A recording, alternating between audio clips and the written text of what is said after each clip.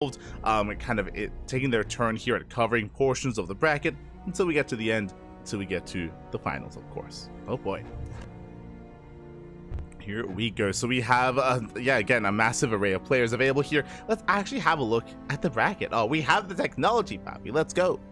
Let's switch our scenes over here and have a look at that bracket. From the top, we have, oh boy, our 38 players.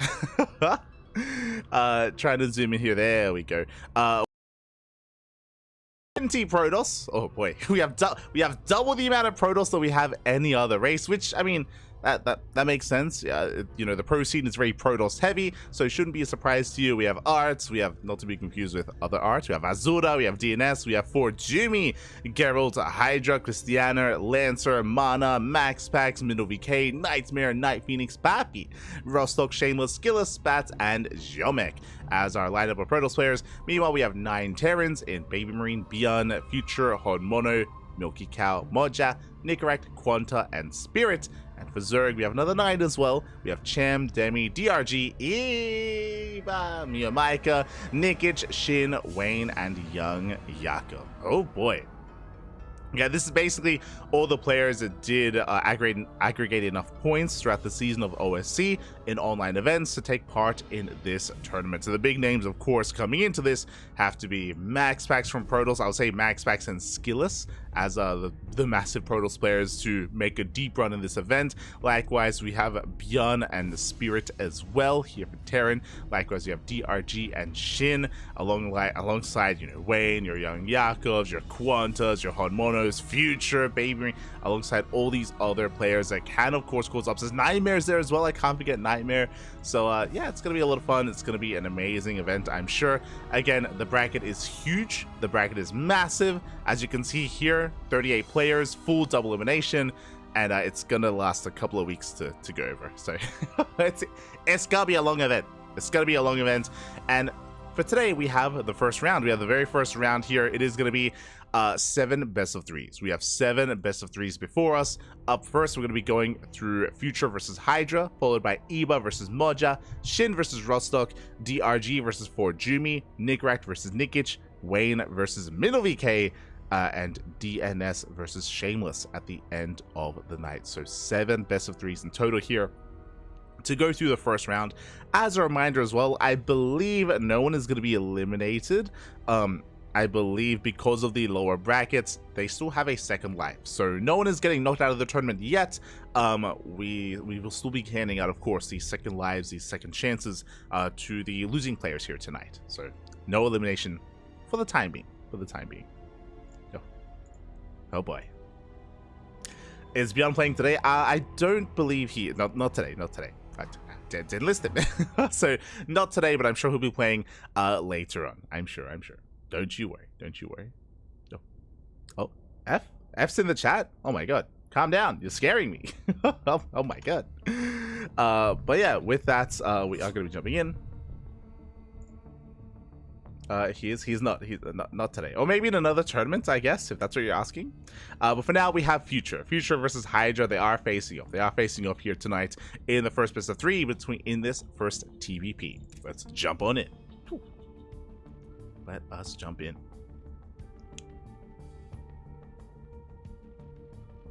As the first game is going to be on Oceanborn. Let's go.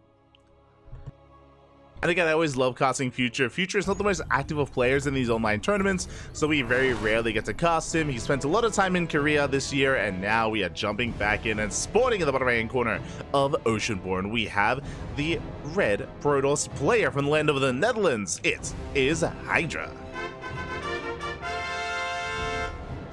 And spawning in the top left-hand corner, we have the yellow Terran player from the land of the Americas representing Maturino Esports. It is a Future. And if you're in the chat, you know what time it is, Pappy. Oh my god, it is time for those... Oh, I should, hold on, fix up the name here. There we go. It is time for predictions. Predictions are open in the chat for the next 2 minutes. Place your bets on who you think will claim the series. Oh my god, as we already start things off with a bit of a cheeky proxy here on the right hand side. Again, Future, he comes up with his own builds. What I love about Future, he's very creative. He does come up with his own builds. He's very unorthodox in that way. He can play standard, that is true, but very often he does his own unique twist to things. and it does work at the highest level of play. So for example, here, as we have to get rid of the turtle. This is not the Tenacious Turtle Tussle. We were casting that yesterday, featuring Hydra as well yesterday as well. So we'll have to get rid of the turtle. I appreciate you there, Pappy. Appreciate you. Let's go. But for example, Future, he goes for eBay blocks in TBZ. He goes for its own variation of 2-racks openers as well. 2-racks, not Reaper, but 2-racks Marine, for example. But we're here in a Terran versus Protoss matchup instead. And for now, it's just the singular racks. We're not committing into any additional racks. Double gas has been taken, and it is just going to be the initial Reaper here from Future into, I imagine, a factory back at home. Meanwhile, Hydra does scout. He is fully aware that the Rax is missing. He doesn't know where it is, but he's aware that he's potentially under threat. There we go. We have the bunker on the low ground. This bunker is within range of the mineral line. The goal here is to deny mining on the low ground, is to make sure that there are no workers mining whatsoever, at least until the bunker is dealt with. Likewise, we should be throwing down a shield battery momentarily, but because of the placement of the bunker, I believe it should be within range of the shield battery as well. The SCV is under fire. Ooh, taking a lot of hits. Oh my god, taking a lot of damage. The bunker is going to be denied. Some rough RNG there. The SCV's one shot. Automas! One shot away, but it barely does survive. We'll finish off the bunker. Again, as I mentioned, shield battery's in the range. Oh no! Never mind, the bunker is denied. Hydra pumping up. He shuts down the SCV, shuts down the bunker. And with that, this is a rough start for Future. Ay. Reaper will dip in, will get one probe so far, just the one worker, and the initial proxy is being shut down. Also, this is bothering me a little bit. Because only the Cyber Core has a skin active, not the gateway. It's it's fine, Papi, it's fine. Este Hydra. But yeah, behind this, Future is floating back home, he's racing back, expanding. Of course, it was a factory post racks into the CC on the high ground and settling into a longer game. But Hydra is looking quite secure. Quite secure. Oh, welcome, Sirius Black. You came first. Easy. As it is going to be a robo opener out of Hydra. If you were here yesterday, then you would know. You'd be fully aware that Hydra was very fond of these robo openers. He did have them on full display against Vindicta in last night's Tenacious Turtle Tussle. Here against Future, doing the same. Meanwhile, the initial Cyclone has arrived, getting a lock on and getting some hit stuff on that Stalker, getting a bit of hull damage. Not much more than that, so the Reaper is going to be shut down. There's no way out! Yeah, no way out here. The Reaper will be shut down. Future is going to be forced back. Now, when it comes to this robo opener, there's a couple different ways you can approach this with the Observer first. This should be for a faster Bane to faster Colossus production. This could go into a fast War Prism to harass across the map, but I'm leaning towards a Bane to Colossus into just a more defensive start here from Hydra. A way to turtle up, a way to be defensive, and in a way relinquish map control. It does mean that drop play is going to be a little bit more difficult to deal with, and speaking of, here comes the initial drop. Do you have that 1-on-1 follow-up into that Widowmine drop? The Observer does spot the Cyclone, and I believe caught a glimpse of the Widowmine drop as well. So Hydra, he may have caught a glimpse. Yeah, there we go. He's getting in position. Stalkers, ooh, they missed the medevac, but they will zone away that Cyclone. Drop is coming into the natural, though. Does drop in. Poison being pulled away. Good reaction so far here from Hydra. Does pull away. Meanwhile, drop into the main.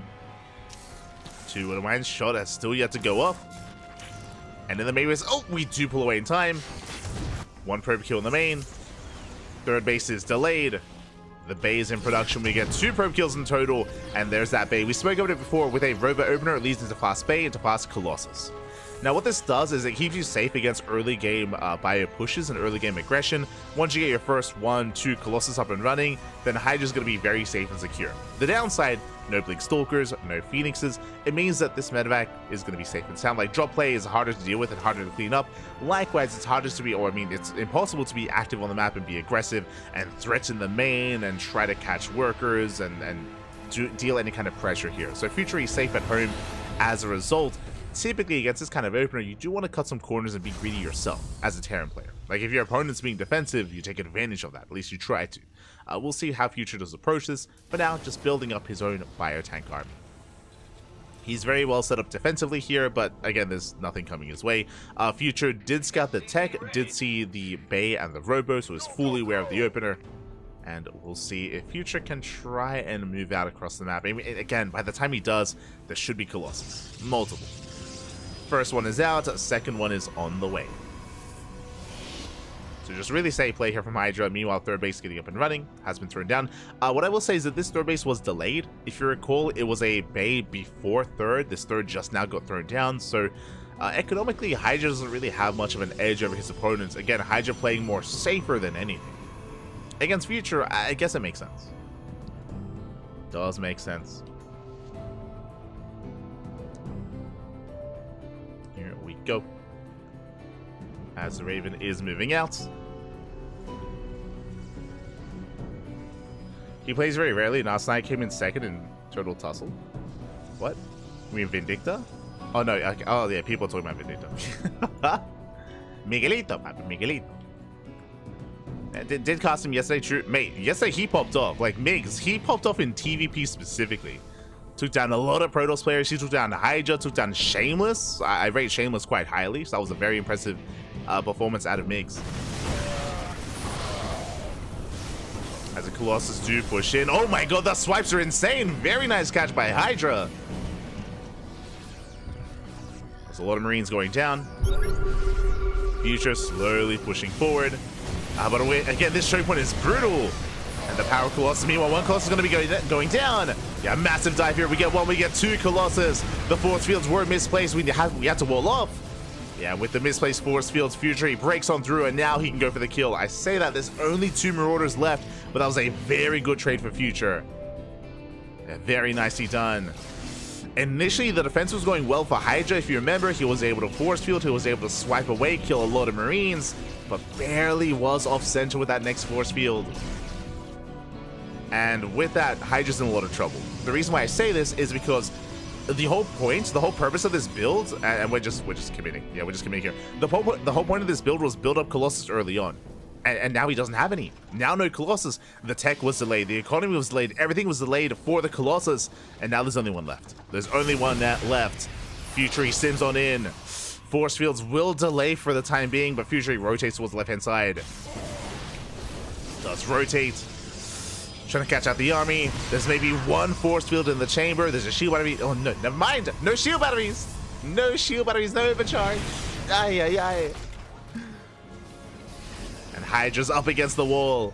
Second Colossus has arrived. Like barely squeezing out these Colossi. Is it enough? Big tank shots going up as well. And nice connections on the sentries. Behind this, Future on 3cc. On a secure economy. And it looks like Future is going to back up. Okay, Hydra, he's bought enough time. Charge is just finished. Charge just finished up. We have 1-1 done as well.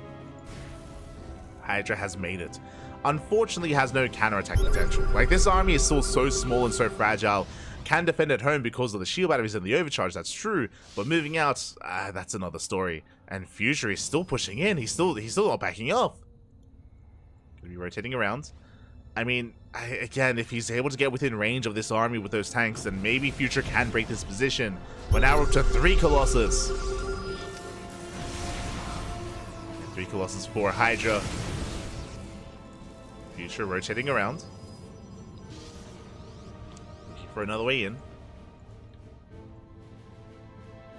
And he's going for the gas geysers here at the natural. And behind this, 4th CC. Okay, so Future, he's taking into a Ghost Academy. He's throwing down the armory, getting to a 4th CC. Future, he's just trying to contain his opponent. But is he going to get caught out? Hydra coming in for the surround. And Future, he will boost away. And remember, no blink. No blink, no Phoenixes. The Medivacs cannot be caught up with. And Future does get away. That was a scary moment there for Future, but he can lift back. Can just lift. Future for the boost. Meanwhile, Hydra committing to a counterattack. Ooh, this is a risky maneuver here from Hydra. He does have 3 Colossus, that's true. But he's only got 2 sentries. Like, the support for this army, it's still a little bit lacking here.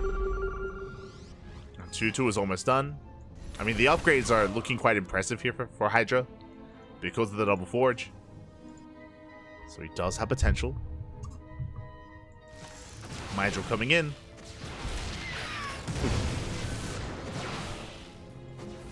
Just getting the Stalker. Hydra rotating around. Upgrades are now done for Hydra. Blink is now on the way. You know, Future, he's got plenty of ghosts, plenty of EMPs. But he does miss the main army. Uh-oh. Okay, now he spots it.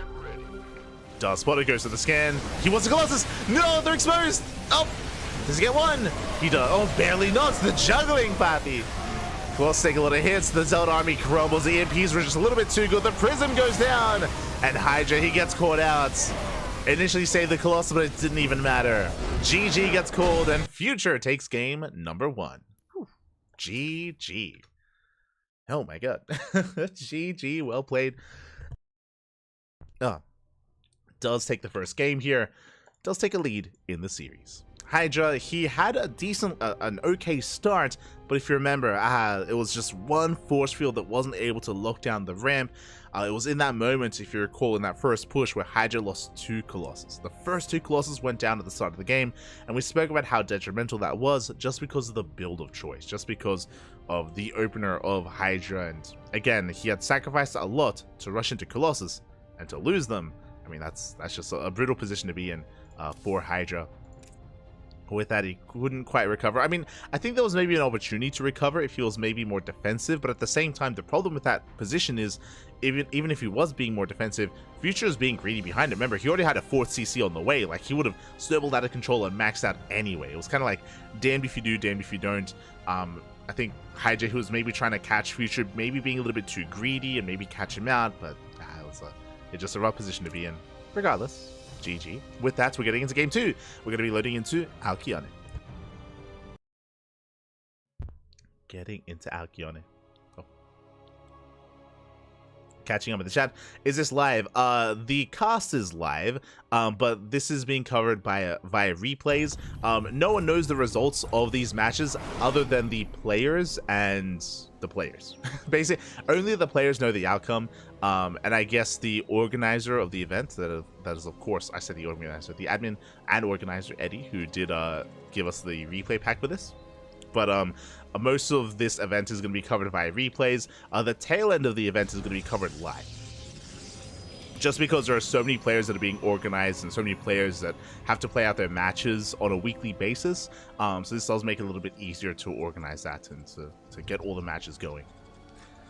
Is if they submit the replays to the organizer. But here we go, we're getting into game number 2, and spawning in the bottom left-hand corner of Alcyone, we have the red Protoss player from the land of the Netherlands. Down in the series, let's see if he can bounce back. It is Hydra. And spawning in the top right-hand corner, we have the American Terran player, the yellow Terran, representing Mandarino Esports. Once again, going for the proxy Rax. It is Future. And I'll get rid of the turtle. I'll get rid. Next game. I'll remember. I'll try. This is not the Tenacious Turtle Tussle. Is the OSC mid-season playoffs. Once again, the probe has arrived. We'll confirm that the Rax is missing. If you recall, Hydra did an amazing job at shutting this down in game 1. We'll see if he can replicate that success here in game number 2. We shall see.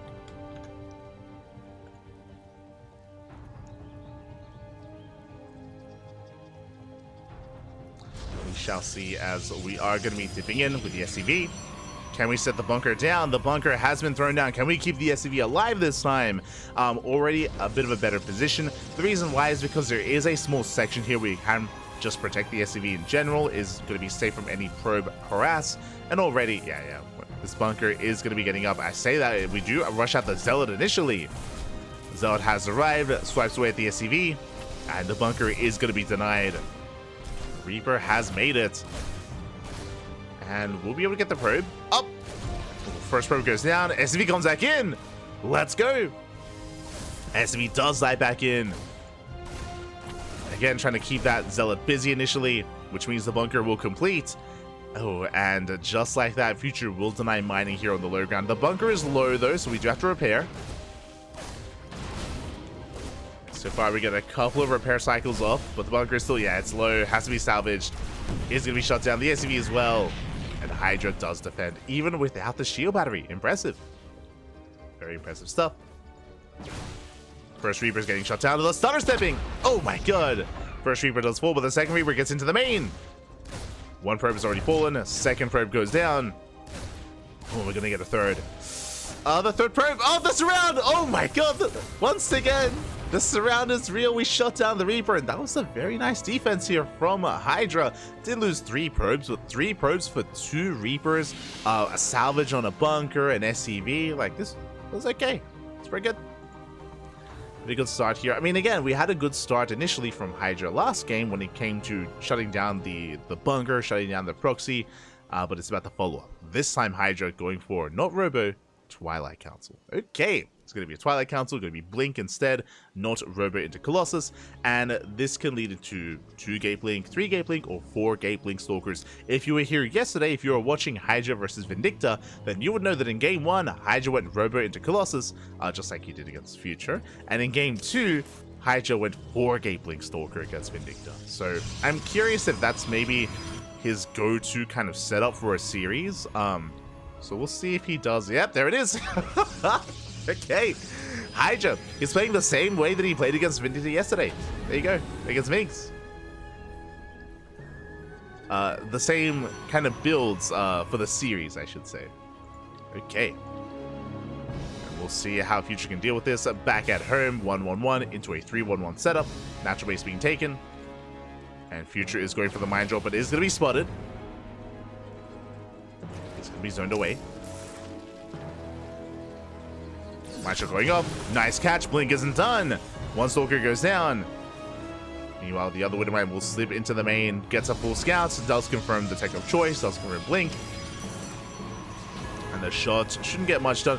No, the retargeting! Oh my god. 2 probes. 2 more probes go down. That could have been so much worse. Regardless. Nice value. Oh, but the medevac does go down.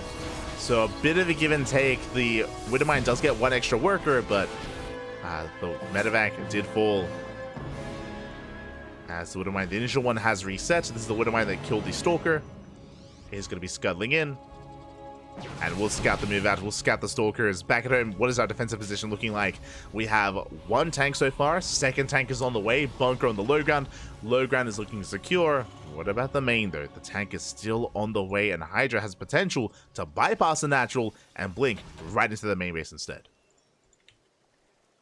Here we go. This Hydra is going to be pushing in. The Raven! Oh! Oh my god! We need high ground vision! Bappy! We need to get closer! Hydra does bait out the auto turret, though. He does scare Future. And rotates the low ground instead. He's going for the blink. Goes for the dive. Tank is going to go down. Tank does get 2 shots. Bunker as well. But a second tank has arrived. And it does siege up in time. Does manage to siege. A lot of SCVs going down. That's going to be 6 SCVs so far. The tank, it's a little bit too far back. It's out of range. Hydra getting a lot of damage. Goes for the dive. Gets another tank. Got 2 volleys off. Focusing on the Marauder as well. Marauder does fall. Do we have another auto turret? We do. Just barely. Future, he's surviving, but that's a lot of damage. He lost 2 tanks. Lost the Marauder. Lost the Raven as well. The bunker. 6 SCVs. Oh my god, and behind this, Hydra is committing. He's not slowing down. That's more Zealots on the way. Third base has been thrown down behind this. The Prism! Where are we going? Oh, Prism goes down. That I'm not so sure was worth it. He will break the tank. The tank does fall, but the Bio Army is being cleaned up as well. A very close fight here. Goes for another blink. Dives on the tank. Yeah, the tank does nothing. And Hydra trying to trade as efficiently as possible. He will lose so much in the process, though. Or was it worth it? Looking at the trades, that was 15. Oh my, 15 Stalkers. 15 Stalkers for 4 tanks. I mean, now because the tank count was reset, how do we counterattack? Right, like Future, he has nothing left. There is no army. Future is stuck at home, and that means Hydra gets away with this third. The third base is going to get up and running. Hydra will be able to saturate, build it up, and head into the mid game. Future doesn't really have a way to punish Hydra or apply much pressure. There is one medevac. He could try to go for a drop, that's true, but if he moves out, he's vulnerable. And Hydra is already back across the map. He's not allowing Future to move out and get comfortable. But maybe Hydra should calm down a little bit. Maybe. So you pull back. Phase on the way. Charge as well. Hydra working towards Colossus. +1. Charge lots as well. Hydra just has to maintain map control. And even then, we can see Hydra racing back home just in case as well. Doesn't want to get caught off guard by any kind of drop play. The Observer does get eyes on the main army. Future does misclick for a moment there. Kills his own Marauder. But it is moving out. The Observer does spot this. Hydra's aware. It's on Hydra to slow this down. To slow down the push. Slow down the attack. Does get one Marine. Ooh, a bit of miscontrol. One Stalker goes down. Behind this, we have a shield battery, we have an overcharge, we have sentries, we have force fields, and one Colossus. Is it enough? Tanks are boosting in. Oh no, the medevac! No! Ooh, medevac goes down. Tanks will siege up though. That was so close. Oh my god. Future, calm down. Tanks do siege. Volley's going off, but charge is done. And Hydra's gonna shut down these tanks. 1, 2 tanks going down. And massive losses for Future. Hydra does defend. Future still rallying across the map. Still trying to commit. Has a pretty respectable amount of Marauders. Hydra has to pull back. Future getting his 3rd CC on location. Hydra does spot this with the Observer. Hydra is aware. And once again, we can take a moment to breathe. Future taking up towards Ghost Academy, towards Ghost Production. Hydra moving out. He spots the army. He feels confident. Should he? Second Colossus is on the way. With 2 Colossus, can Hydra break this position? Potentially. It's hard to say. Marauders are quite tanky, depending on the response from Future. There we go. 3 sentries. We have force fields. We can slice this army up. And more sentries on the way. And with these extra sentries, I do think that Hydra can break up this ramp. It's not going to be an easy hold for Future. Is down in supply. No bunker, no tank. Hydra rotating over. Okay, going for the Marauders. Let's get the first one. Boys are being pulled. The force fields, there we go. Do zone some of the army away. Charge also trying to break through. More boys being pulled as well. So many SCVs are falling, and it looks like Hydra, he should have enough. And breaks through the Marines. GG gets called, and Hydra ties up the series 1-1. We are going to the ace match. GG. GG, well played. Again, the initial 4-gate Blink Stalker did so much damage, and Future just wasn't able to minimize his losses. Remember, he lost 4 tanks, he lost his Raven, he lost a lot of SCVs, and because of that, it meant that he wasn't really able to counterattack. I mean, I say he wasn't able to counterattack, he did, but we saw how that went. we saw how well the counterattack did before him, and it was brutal, you know. Future, he lost both tanks, he lost the medevac, he bled out too many Marines, and it did leave him vulnerable to the eventual counterattack of his opponent, of Hydra. So Future just being a little bit too aggressive, being a little bit too assertive there, when he otherwise should have maybe shown a little bit more restraint, especially after the initial damage dealt by those Blink Stalkers. And now, we have the ace match. Let's go. Let us go.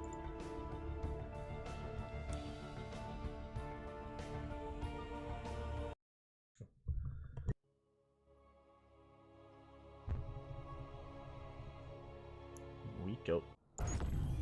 Share my baby, share my. Hydra plays Protoss.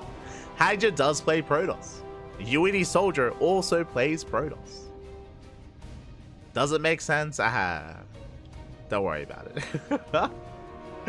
And here we go. We're settling into game number 3, the ace match. It all ends here. It all ends on Golden Aura. And spawning in the top left-hand corner of Golden Aura, we have our red Protoss player from the Netherlands. Representing himself, currently teamless, it is Hydra. Tying up the series and bringing it back, and spawning in the bottom right-hand corner, we have the American Terran player, the Yellow Terran, representing Match Arena Esports, being forced into a tied series once again, going for the proxy racks, the same opener every single game, and it's been a little bit lackluster every game as well. We'll see if it works out this time. It is Future. The Future is many things.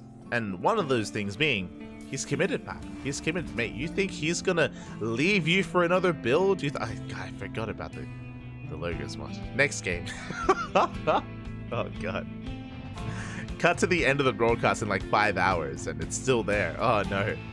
Not like this. Not like this, man. But Future's not going to leave you for another opener, not going to leave you for another build. No. Despite the hardships, despite the rocky road, Future, he's got you. Proxy game. Proxy racks even. Every time. Future. Let's go. Reaper's on the way. Would-be bunker as well. The probe scout does confirm that the racks is missing. And the mind games, right? It's like Hydra, he's going to be thinking to himself, there's no shot that he goes for the proxy racks every game, 3 games in a row, right? No shot. Well, but let me tell.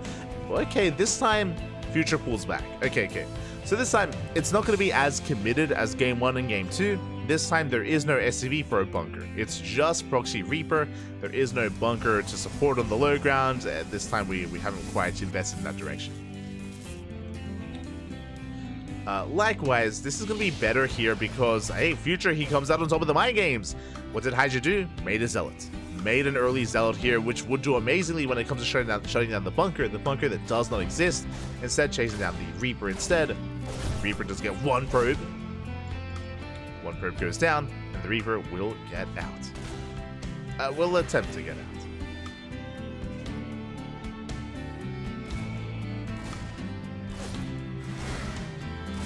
There we go. Second probe does full. Second Reaper has arrived. So far, so good. The Adept is having a hard time keeping up. Zealot out of position. And the Reaper does get into the main base once again. Does get into the mineral line. Can we get a 3rd probe? Oh, it's going to be difficult. We're going to be force max. Second Reaper dipping in. Never mind. Second Reaper does threaten the natural low ground, but does not get into the main base. So Hydra has defended. Hydra does force back the Reapers. And we have our take of choice, Robo. Once again, just like Game 1, Robo opener out of Hydra. Once again, this should be for fast Colossus. As Reapers, they dive into the main base, and they get behind the mineral line, and they will be able to scout the tech.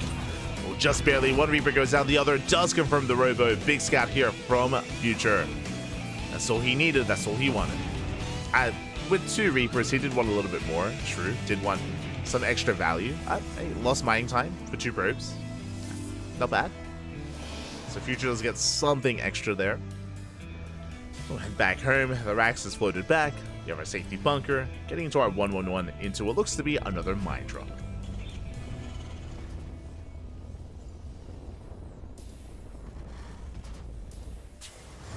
We go. Just waiting for that second Widow Mine, and the drop is zooming across the map. Is going to boost across. Meanwhile, Hydra back at home. Going for the Robo into the bay into a 3-gate setup, double gas before expanding. So once again, really tech heavy. Once again, very safe play as well, as Hydra does delay his 3rd by quite a bit to be a little bit more secure. Even going for a safety immortal first as well. Mind Drop comes in, boys are being pulled away. And the Widow Mines, ooh, they don't get much done. Ooh, the shot goes into the Gas Geyser. 0 probe kills. But that is a lot of lost mine time. The Widow Mine is still there, is still active. And it just keeps being unbarred and rebarred, and there we go. Finally, it's going to go down. 0 probe kills, but lost mine time still does add up. It's okay. It's okay. Damage was dealt. Damage was dealt. On top of that, still no 3rd. Still no 3rd base from Hydra. Again, heavily delayed. It should be on the horizon here, just far later than usual. Medevac boosts in, counts the gateways, dropping into the natural, and does confirm the 3-gate setup. Does confirm all 4 gases as well. Is fully aware of the Colossus. So very nice scouting here by Future. I mentioned before that because there's no blink, the Medevac does, well, it reigns free. Dropping into the main base, getting a probe. Gets a probe kill, scouts a Colossus. So very nice damage here from Future. And very nice scouting, more importantly.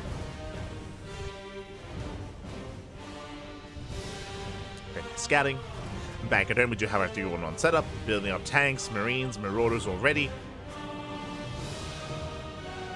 And, jeez, it's going to be double forge before third base as well. Ay. Now, this style, we'll see if Hydra can get away with it. I mean, we saw in the last game that Hydra was punished, and he lost 2 Colossus early on. I say last game. I'm referring to game 1. Here in game 3, it's very similar setup here. We are just taking up so much. Double forge, double upgrades, Twilight Council as well. Now we finally throw down the third base, but this does mean that the typical economic edge that a Protoss player would have isn't really there. Future is ahead in the economy. Does have an economic lead, and Hydra has so little to work with. This is the army. 3 sentries, a Colossus, and an Immortal, and 1 Stalker. That's all we have. Okay, second Colossus has arrived. We need force fields. Like, the force fields have to be on point. If not, the game could just end. Here he goes for the sim. He sees. He wants it. He wants a Colossus. Force fields, they slow down the push. That's the first 2. And we have more. There are more force fields available, and they are necessary. There we go. 2 more sentries morphing in. Army rotates. There are order turrets available. The tanks are slowly pushing forward. Tanks are getting within range of the gateways of the Colossus. Third Colossus has arrived. Oh, he wants it. Oh, he thinks about it. Future thinks about the dive. More Desperation Warpins here from Hydra. Yeah, this is going to be a very clutch hold here, a very clutch defense from Hydra. We'll see if he can pull it off. Does have an overcharge if need be. Just the 1 shield battery though. Second gateway goes down. And we're waiting for reinforcements. Another tank is coming into the mix. 4 tanks. That's a lot of tanks. 5 gates on the way, but they're not ready yet. And you can see Hydra, he's going to try and tank some shots with those Archons. Order towers are thrown down. And the tank boys are insane. Oh my god, the army crumbles. The army just completely melts. Hydra cannot keep up, not against this army. Yeah, the Colossus, the Immortals, everything crumbles here. Just too much greed out of Hydra. Trying to get away with the bare minimum. And this is what the bare minimum looks like. It's gone, Spaffy. 1 Colossus left, boys being pulled. Vikings have arrived. The final Colossus will fall as well. Another Colossus coming in. But again, there are plenty of Vikings. Yeah, and with that, Hydra has been broken. GG gets called, and Future will take the series 2-1. GG.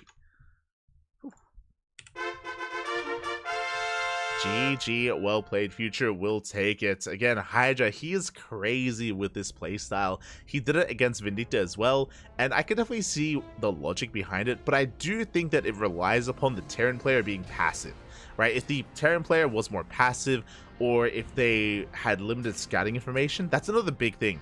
Bearing in mind, Future was so good at dipping with the Reapers, but also more importantly with the follow-up Widowmine drop. The drop wasn't really doing much damage. What was more important there was the scouting. Future, he was just keeping an eye on the gases, keeping an eye on the tech, on the production, on the lack of third base. That told him everything he needs to know about how vulnerable Hydra was going to be, and how committed Future intended on being there on 2 bases, and how much damage potential there would be with that push. And again, Future just identifying the weakness of Hydra there and abusing it in a sense. And with that, congratulations, Future will take the series. Future will advance on to the next round. GG, well played. GG, well played. And Hydra, just a bit too greedy. the greed, Pappy, the greed. Almost got away with it. Almost. And with that, we're now going to be getting ready for our second series of the night. We're getting ready for Eva versus Mocha. I've never seen a passive Terran. Yo, there's Terran players out there that have been traumatized by Protoss. 100%. If a Terran player like misreads an opener or assumes it's something like, a blink-based opener as well, then Terran players can be a little bit more defensive early on. But I agree, for the most part, they have to be given reason to defend. Like, if they scout a Twilight Council blink-based opener, Terran players, they wall up. they wall up, they wall up hard, because it could be 4-gate blink, and have to defend it against that. But, alas, not here. Not here. with that, we're getting into our next series. It's going to be a ZVT between Eba and Moja. Let's go. Let us go.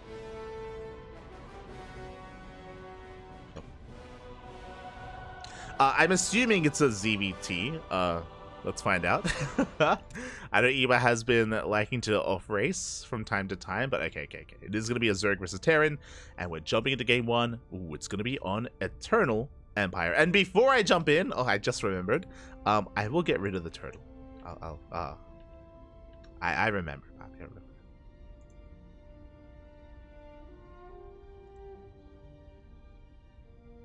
One momento here. Also, I'm just making sure that everything's okay. Apparently the stream went down earlier, so I'm a little bit concerned.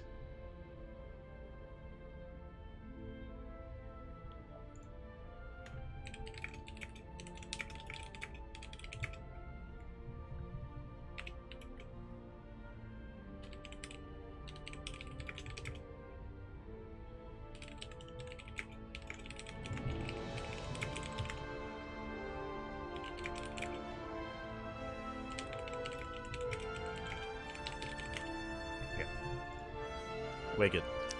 We are good. Apparently the stream went down earlier, so we're just trying to fix that up.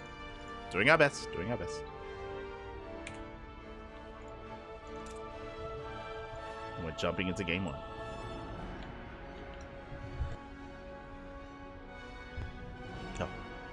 Here we go. And if you heard me earlier, you did not miss here. We're going to be loading into Eternal Empire, an older map in the map pool. It has been years since this map was an active ladder map, but here in OSC events like OSC King of the Hill, the OSC Rising Star, and many other OSC tournaments, the OSC Masters Cup, this tournament features an extended map pool. It has the ladder maps, true, but it also has older maps that these players voted on.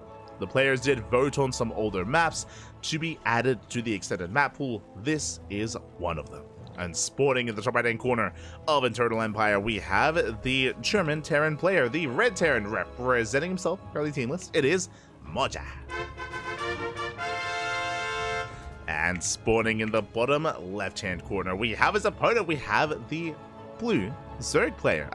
He's usually Protoss, but he's off racing a Zerg, Kappa. We have from the land of the UK for the Platinum Heroes. It is Eba. Let us go. We are settling in. Interesting, Moja. Opening up 2 rack stream. And also, before I forget, predictions, Bappy. Predictions are open. Place your bets on who you believe will claim the series here. Will it be Moja? Will it be Eba? Will it be the Zerg? Will it be the Terran? It is up to you to place your channel points on the line. Best of luck. Best of luck, man. Best of luck. Now, one of the big features, just to reiterate once again, Eternal Empire was in the tournament map pool a very long time ago, early EPT. So I want to say like 2020, end of 2020, maybe early 2021 is when Eternal Empire was around. It was the ladder map pool before Romanticide. I remember because we would say like Romanticide's like the new Eternal Empire sort of thing. So many years ago at this point, and it is a very large map. So they don't quite make maps like Eternal Empire anymore. There's a lot of bases, a lot of wide open spaces, large map pool, Zonaga towers, 2 of them that cover the entirety of the center of the map as well, fringe bases, high yield gases, and a very narrow choke point coming into the natural as well.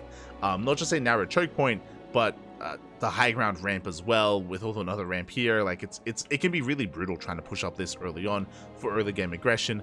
As a result, and likewise also a ramp leading into the third base as well. So the third base, the natural, quite defendable.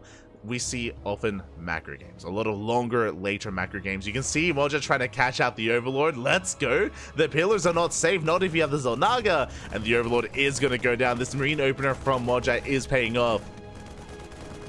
Open the supply block, Eba early on, and one more shot. Una más, papi. Una más. 2 HP.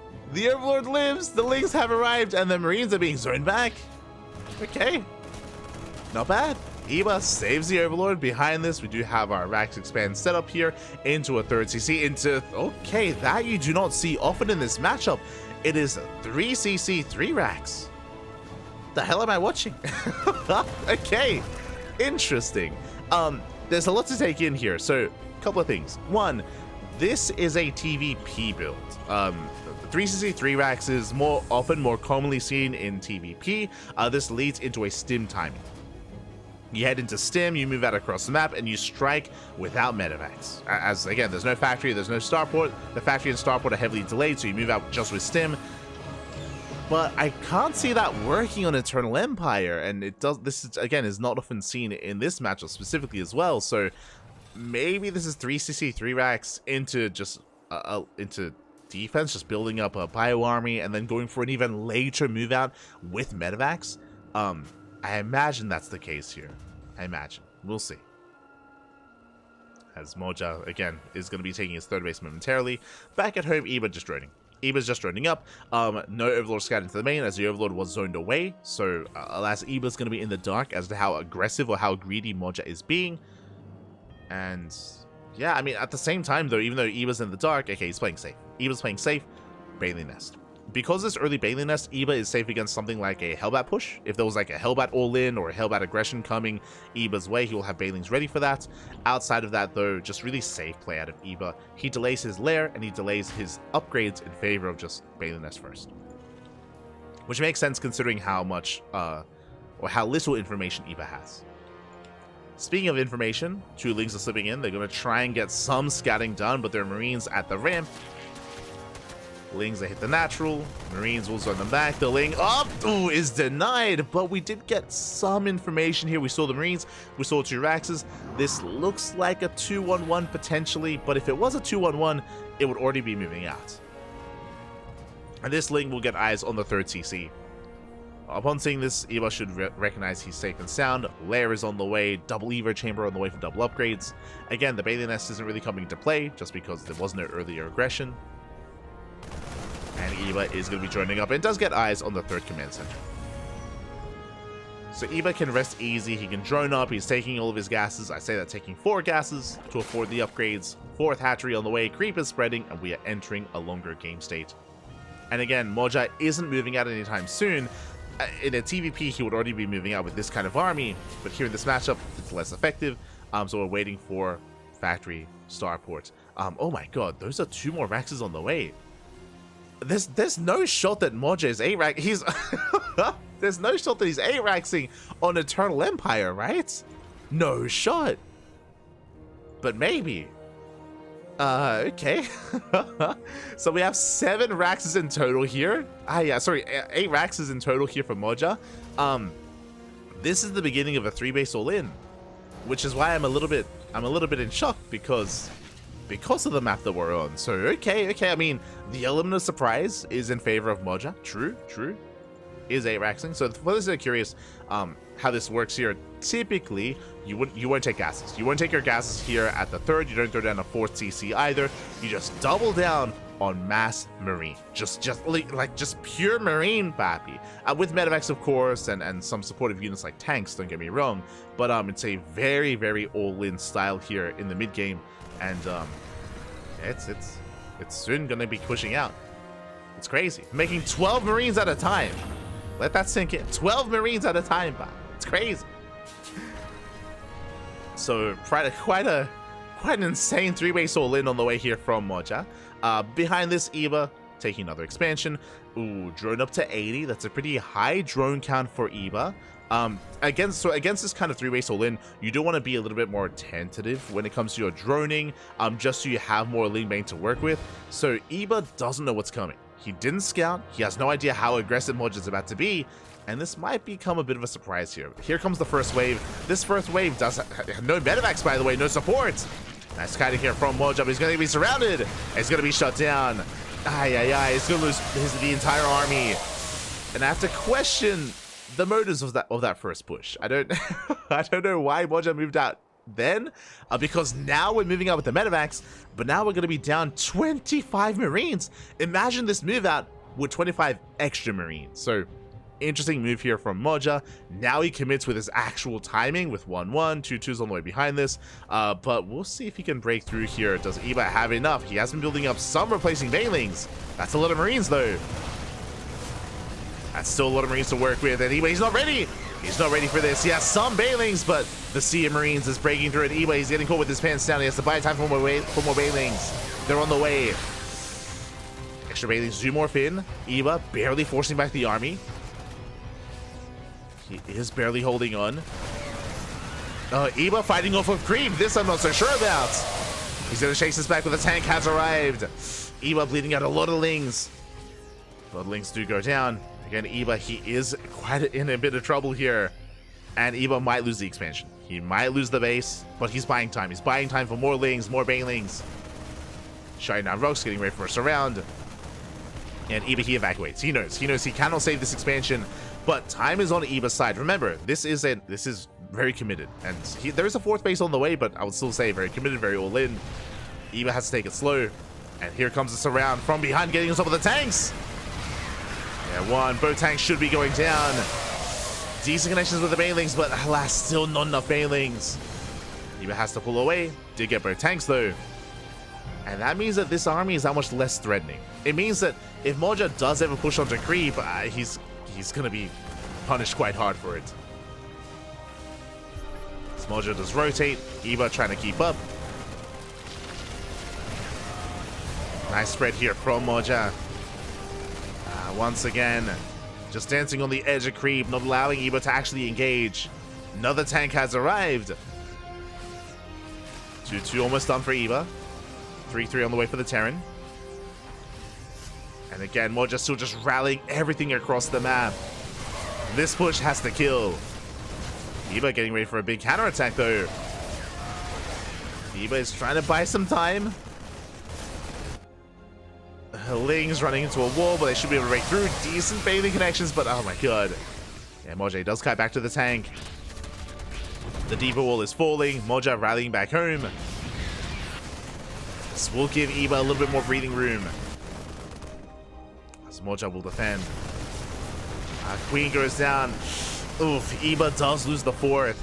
That is brutal. Iba down to 3 bases. Is trying to re-expand. Is attempting to.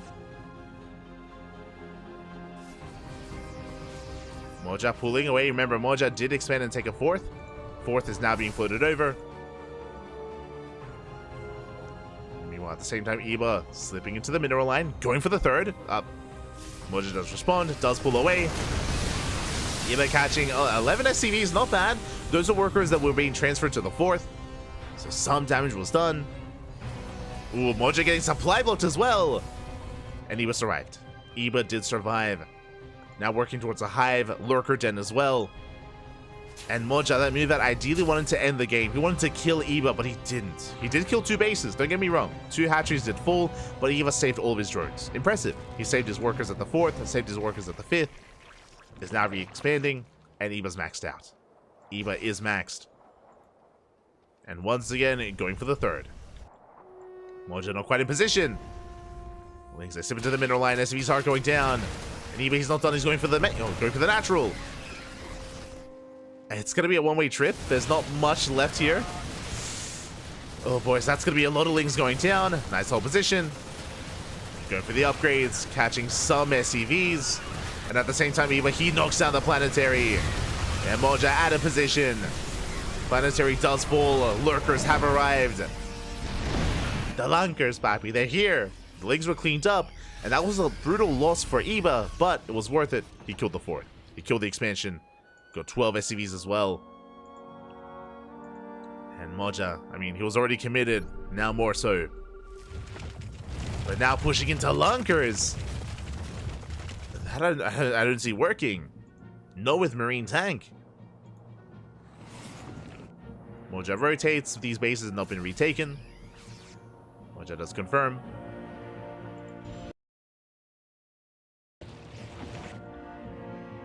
No hatchery yet. Moja rotating over. At the same time, does push in towards the left.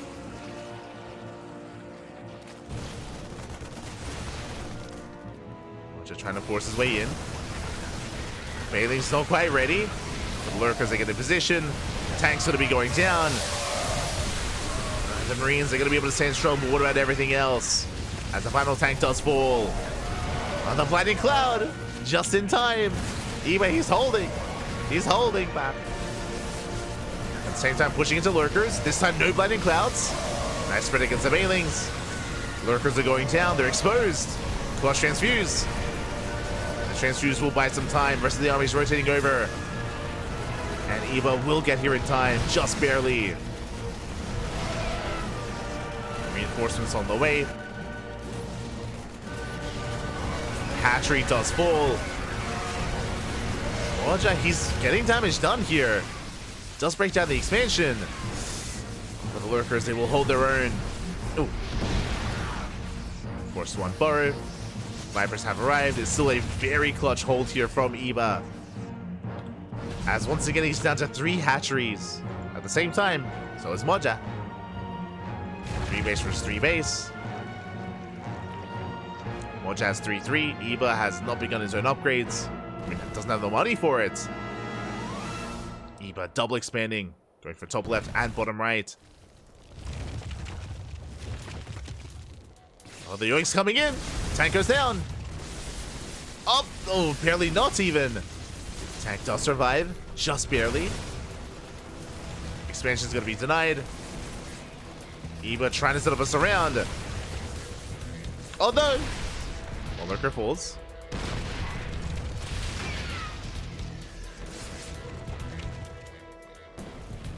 And with that, Moja's going to be forced back. Eva remaxing once again. The 4th base is about to get back up and running. Meanwhile, the main is floating over to take as a 4th for Moja just so he can sustain himself. CC's on the way, but Eva, he's here. He does hit the mineral line. SCVs are going down. And Eva, he just keeps going. He wants a 3rd. Moja out of position. And this 3rd base is going to fall. At the same time, Moja going for a Doom Drop of his own. He's going for the Doom Drop. And what do we have at home to defend? We have some lurkers. Some lurkers have been left at home. Some lurkers here at the 3rd base, but the main base is exposed. Eva pushing forward. Denying the expansion. Moja does boost in. 3rd and the main at the same time. The tech is exposed.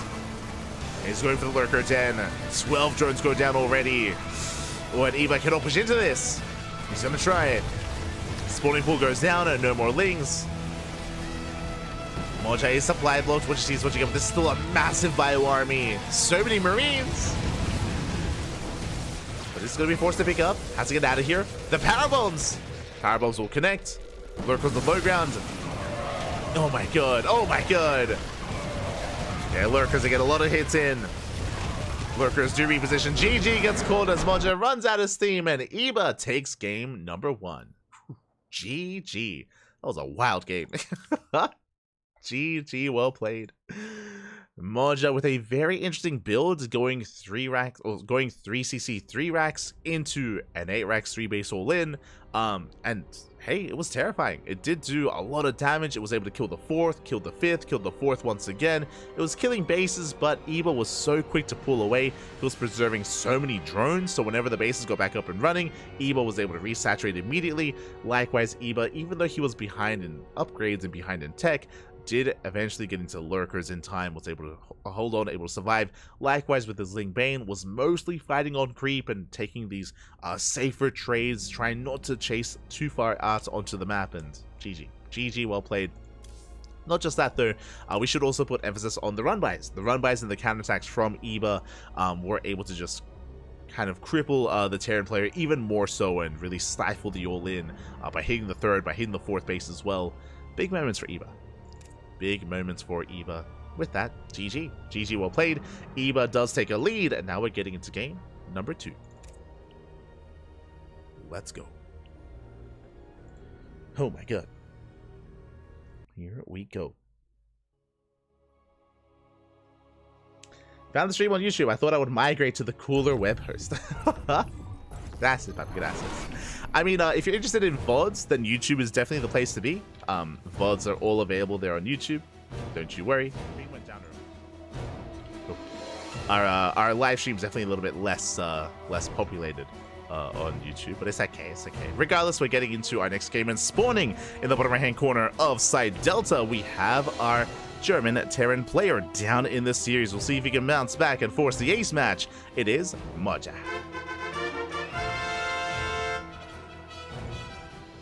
And spawning in the top left-hand corner, we have his opponent. We have the blue Zerg player representing the Platinum Heroes from land of the UK, leading the series 1-0. It is Eva. So thank you, Taz Stratter. Thank you. Stratter. Thank you.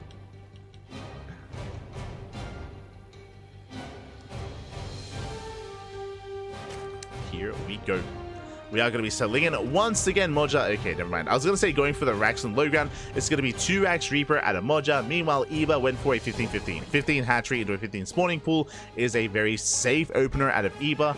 Ideally, in the kind of when it comes to the builds countering each other and the rock, paper, scissors with the openers, Eva at 15-15 wants to go up against 2 Rax Reaper, and Eva reads Moja very well. So a nice opener of choice here from Eva should be safe against these Reapers. I say that is a third. Oh my god, Moja, he's doubling down. Okay, 3, not 2 Rax Reaper, 3 Rax Reaper instead. Very aggressive, very committed here from Moja. And because of Eva's 15-15, Eva is even safer against this start. Now, doesn't mean that Moja isn't going to get any damage done, but Eva, he has a little edge here in the early game. Now, what does this mean? What even is a 15-15? It is a faster pool. Faster pool means faster queens, faster link production as well. It does mean that the gas is taken later. The gas is much later here for Eva, so later link speed, just faster queens and links early on, is going to be very safe as a start for Eva. Very safe opener from the Zerg player. And Moja is going to be committing. The Overlord does confirm at least 2 Raxes, and if we go further into the main, we can confirm the third. Sorry, 2 Raxes can confirm the 3rd Rax if we go even further. Eva is going to be checking for that 3rd Rax. It is very commonplace in the current meta, if you ever see 2 Raxes on low ground, to check and confirm that there is no 3rd Rax, to make sure it's not hyper committed and not an all-in. Reaver dips in, doesn't get any drone kills. Spores are morphed in just in time, and Eva does confirm. Big moment here from Eva, does confirm what's going on, does confirm the 3rd Rax. And with that, Eva is going to stay on 2 bases, build up queens, build up more queens, and eventually break out and expand. Eventually. Again, Moja, the role of the Terran here is still to try to find some damage. We'll see if he can get a queen. The queen is low. Queens are getting low. Eva has to pull back. More links are amassing. Link speed is now on the way. Again, link speed is later than normal just because of the opener. Moja does rotate, looking for a way in. Finding a stray queen. Doesn't quite get it. The queen is still so low. Okay, nice shuffling there from Eva, but one queen is going to be going. Oh no! Doesn't go down! Oh my god, it's so low. Clutch transfuse. All the queens do survive. And behind this, Moja now expands, but a very late expansion from Moja. These Reapers ideally wanted more damage. They wanted some drone kills, they wanted some queens. Alas, they got nothing. I mean, they at least deny the expansion, they delay the 3rd, true, that is true, but again, you can do that with 2 Rax Reaper, is the problem. 2 Rax Reaper can already deny and delay the 3rd base. 3 Rax needed more. Meanwhile, Eva, link speed about to finish, links have been amassing, and Eva will attempt to break out. Now, unfortunately for Eva, the add-ons aren't exposed, the add-ons are safe and sound, so Eva should just zone this army away and expand himself.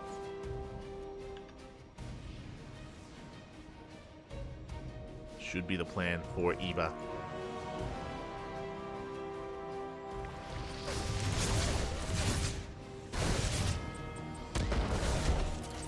Oh. So you see Moja once again threatening the queens, doesn't quite get them. Queens do barely survive. And link speed does kick in. Eva trying to set up a surround. Again, that's a lot of Reapers, you can't fight that head on necessarily.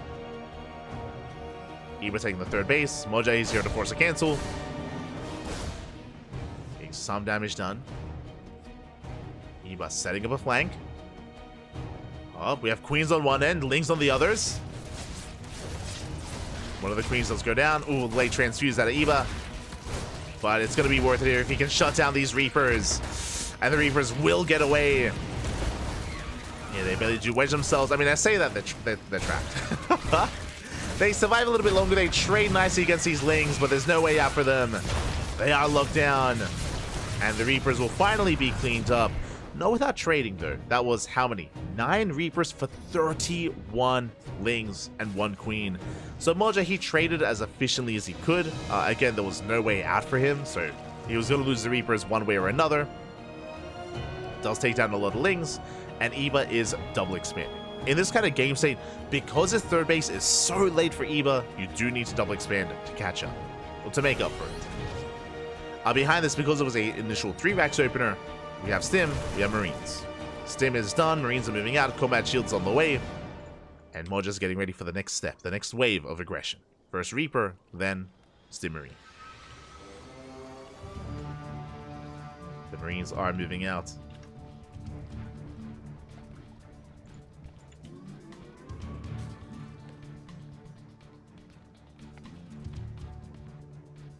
Mocha going to try and apply pressure here to the expansion. Eba doesn't have amazing creep, but has plenty of queens. Has things as well. We step in. Ooh, 1 queen does fall, but Eba does hold. Just losing a single queen. Behind this, Lair is on the way. Baneliness as well. Again, Eba tech-wise has some catching up to do, just because of the awkward start to the game. Eba now going for double Evo chamber, double upgrades. But Moja still has a threatening bio army and is reinforcing with more Marines and a tank. Behind this is still working on only 3 Raxes, but no third CC. No third CC in sight. This is turning into essentially a 2-base all-in at a Moja. Yeah, +1 is done. Only 1 eBay. It is a 2-base all-in. Moja trying to knock Eba down here and now. Eba does evacuate the third. Okay, very mature decision out of Eba. He recognizes the strength of this push. Abandons the third base. Oh, good. And Marines, they do stim in. Plus transfuse. The queens don't go down. The base is getting very low. Eba trying to buy time. The hatchery will fall. But remember, because of the 2-base all-in, it doesn't matter. Like, Eba, he saves the workers, has a backup third. Eba playing it slow and waiting for his upgrades. Baneling speed is on the way. Eba trying to step us around. Comes in from behind. Oh my god. The tank is going to fall. The slow Banelings. They crash in. Not enough room to the max. One medivac goes down. The other does barely escape. But that was a very nice engage from Eba. Again, biding his time till the opportune moment. And with that, Moja does have some Marines left over, but not enough to really threaten the main army. And Eba will deflect. Up. The queen. We're getting low. Is saved. Up. Oh my god. The queen will survive. Eba re-expanding. And Moja now throws down a third CC in the main, but again, this was more of an afterthought. This is a very late third base for Moja. This move out needs to do more damage. Did kill an expansion, but again, there was already another third. There was already a fourth, essentially, for Eba. So Moja needs more done. There's still a lot of pressure on the Terran. Gets 2 tumors. Tank till siege. Eba this time just going for the head-on engage. Gets on top of the tank. Baneling speed does kick in just in time. The Banelings, they will zone the army away, crashing into the Marines as well. Takes down most of them. The Queens are caught off of creep, so a bit of an awkward position, but they will race back. And Eba does have enough left over. He shuts down the Marines. Liberators have arrived. Oh my god. Moja, he's an animal. He's just rallying everything across the map, Pappy. He doesn't stop, not for one moment. But this army is looking less and less threatening as time goes on. Liberators will help. The tank has arrived. Eba once again setting up a surround, coming from behind. Transfuse will buy some time. Yeah, another surround comes in. The tank once again is going to be shut down. The Libs will hold their own. It's going to be a brutal trade with these queens, but they do get one of the Liberators. And Eba, he has control of the map. He can go for a big counterattack. And Moja might have a third CC, but establishing and actually saturating the third CC, that's another problem. That's another question here. So far, he does hold. Tank is able to siege up. Third base and the missile being taken. Behind this, Eba droning up and attempting to saturate his own fourth. Still a low drone count for Eba, just because of how aggressive Moja has been. But is finally free to drone. Whew, okay. After a very intense game, from the beginning, from the initial 3-axe Reaper into the 2-base all-in, into now stabilizing and settling into a longer game, Eba can finally take a moment and drone. Eba's droning up, Moja calming down, is moving out with a drop, likewise Eba setting up a run by, but for the most part, both players can now take a moment to take a breath and get ready for a longer game. 4 CCs on the way. Drop is deflected. So the Lings. We can calm down, Pappy. We can we can calm down. Eba seems to be getting ready for his own counterattack as well, but breaking this position is not going to be easy. As Eba settling into Lingbane Hydra. Again, joining up to 3-base saturation. Could do with some more workers, and Eba's getting there.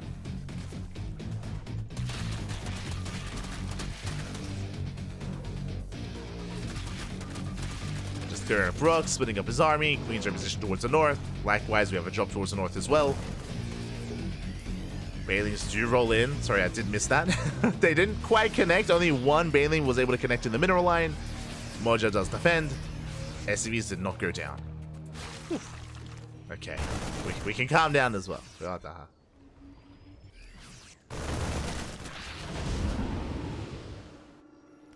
Take a moment, we can calm things down. 4CC soon to be on the way. 3-3 as well. 3-3 upgrades for Moja. Embracing Fire Tank. Likewise, Infestation Bit for Eba to head towards Hive Tech, to head towards Vipers and Lurkers. Again, as mentioned before, after the intensity of the early to mid game, we can just slow things down a little bit here. Still vying for map control, true, but nothing too committed here. Just a drop here and there, a run by here and there. Calming things down. There's that Lurker Den on the way, as I did mention. Drop will deny the northern expansion, will deny the 5th. Nice cancellation here at Moja.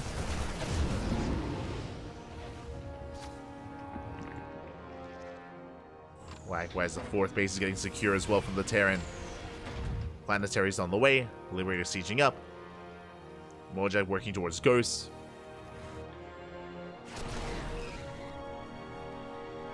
So both players head towards a longer game state, with Hydra Lurker Viper from Eba and Moja going into Ghost production. The Ghost tank eventually live as well.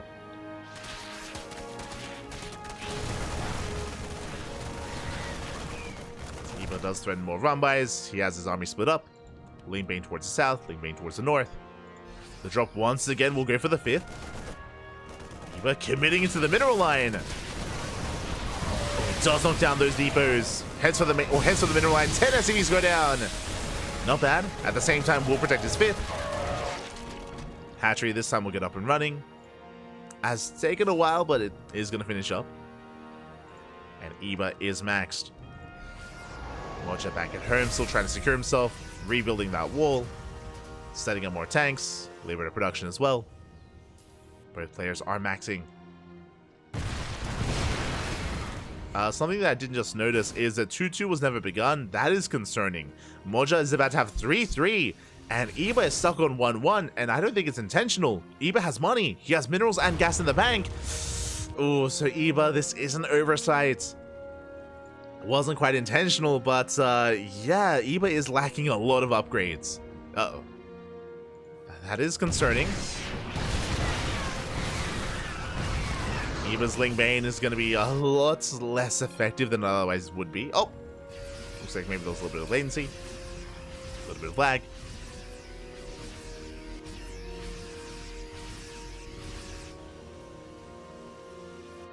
Shout out to Moja, even asking for a pause, if need be. Okay. It's okay. It's okay.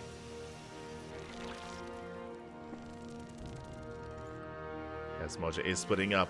Now the question becomes, when will Eba realize that we haven't started 2-2? That's my biggest concern, Pappy. Oh boy. We do have a lot of lunkers on the way. Eba building up his lunker counts, getting into a decent economy. I say decent, Eba is still on 73 drones. A little bit less than ideal, but it still has a threatening army.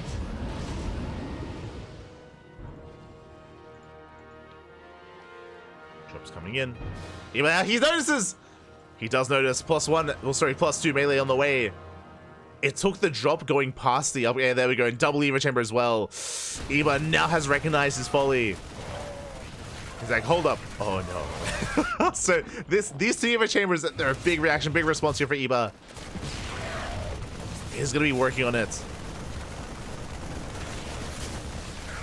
And fun fact, I'm pretty sure the only reason why Eba realized this is because of the drop. Because the double medevac drop was going past this base and past this Evo chamber, I guarantee you that's why Eba noticed. Because he looked over at the drop, noticed the Evo chamber, and was like, oh, hold up. Oh no. So in a way, it's thanks to Moja that Eba noticed. Big shout out to Moja, baby. Let's go. As we can start them back up. There we go, +1 on the way, +2 Carapace, Nidus Worm as well. And thankfully for Eba, even though Moja has 3-3, Moja has 3-3 upgrades. He is heavily ahead in upgrades. He's maxed. And what is Moja doing? He's turtling. Like, really hard. We have a wall of CCs, turrets, sensor towers, lib tank here as well. And here is, like, he is turtling real. He could be pushing. And I would even favor Moja in these engagements if he was moving out. But he's turtling up. So this upgrade lead that Moja has, he's not making use of it. He can't. So despite how insane this army is, he's giving Eba time. He's walling himself in, and Eba is able to catch up.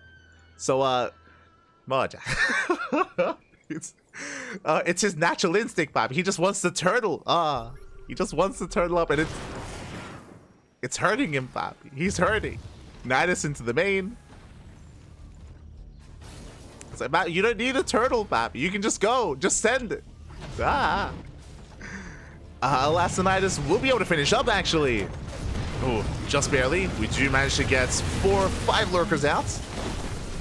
5 lurkers get out. They go for the upgrades.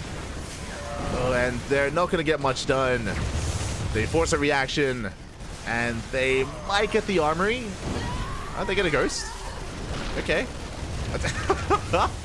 Because there's so little to defend, they just keep going out of range of the lib. Oh my god, Nidus Worm does finish up. More lurkers into the main.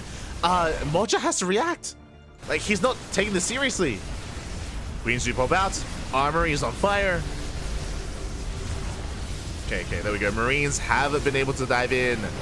The armory is so low. And it is gonna fall. Yeah, +1 vehicle plating is denied. But that was also a costly trade. That was, oh god, that was 12 lurkers. That was 12 lurkers to deny some upgrades and to get 1 ghost. So not the best trade from Eba, unfortunately, but he was making supply for let's go, the Broodlords. When the era of the lurkers come and gone, we throw them away, and now we're embracing Broodlords instead. It's gonna be 14 broods, and this makes sense. If your opponent is turtling up this hard, then the, like, quote-unquote Serral style of sticking with Lingbane Hydra, it won't work. We saw that at EWC, if you recall. It was the one game that that Maru took on Oceanborn, if you recall, where Serral did stick and commit to Lingbane Hydra, and because Maru was turtling up so much, like, Serral was just trading too inefficiently. It was just 2 inefficient trades for Serral, and eventually Serral ran out of money and ran out of steam, and Maru took it. Here, Eba, very quick to switch into Broodlords instead. Meeting efficiency with efficiency. No Vikings, Thor production just now began. Eba rotating around. And again, this response here from Moja is going to be quite late. The Broodlords, they have a window here where they can get damage done. They get a CC. Just the one. Behind this, double Spire, double upgrades, getting to 1-1. Likewise, a 3-3 on the way for Eba when it comes for his Lingbane, for his Broodlings as well. Hatching out some Marines. Again, Eba playing it slow. Slow and steady. Poking in. Infestors are on the way as well. Again, Broodlord Infestor is what we need. Broodlord Infestor Viper. Corruptor. As Moja does take another expansion.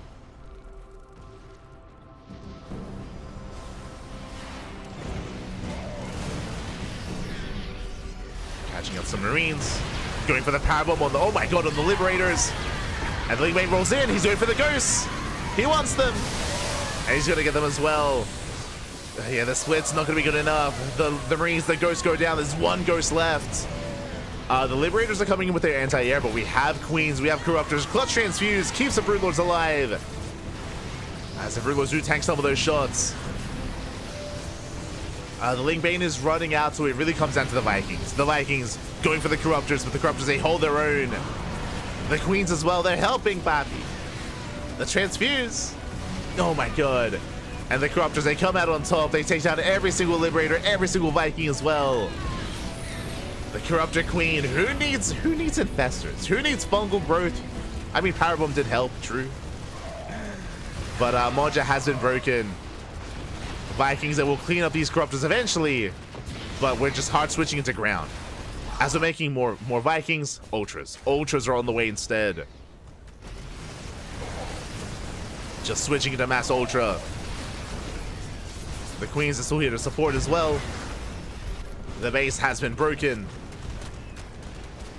And the Ultras have arrived. And it's actually going to work quite well here. As again, the Vikings, they don't shoot down, Pappy. The Vikings don't shoot down, but there are still a lot of tanks. You have to respect the tank line. Ultras have the back off. They do retreat. Tracking the army out into the open. And yeah, there it is. GG, well played. Moja a little bit too far behind. And Eva will take the 2-0. GG. Let's go.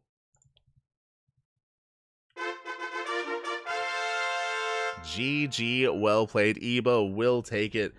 A very, very intense game there, and again, like, I don't want to take away from the start of the game. Remember, the start of the game was insanely aggressive out of Moja. Just constantly in the face of Eva, knocking down bases, knocking down expansions.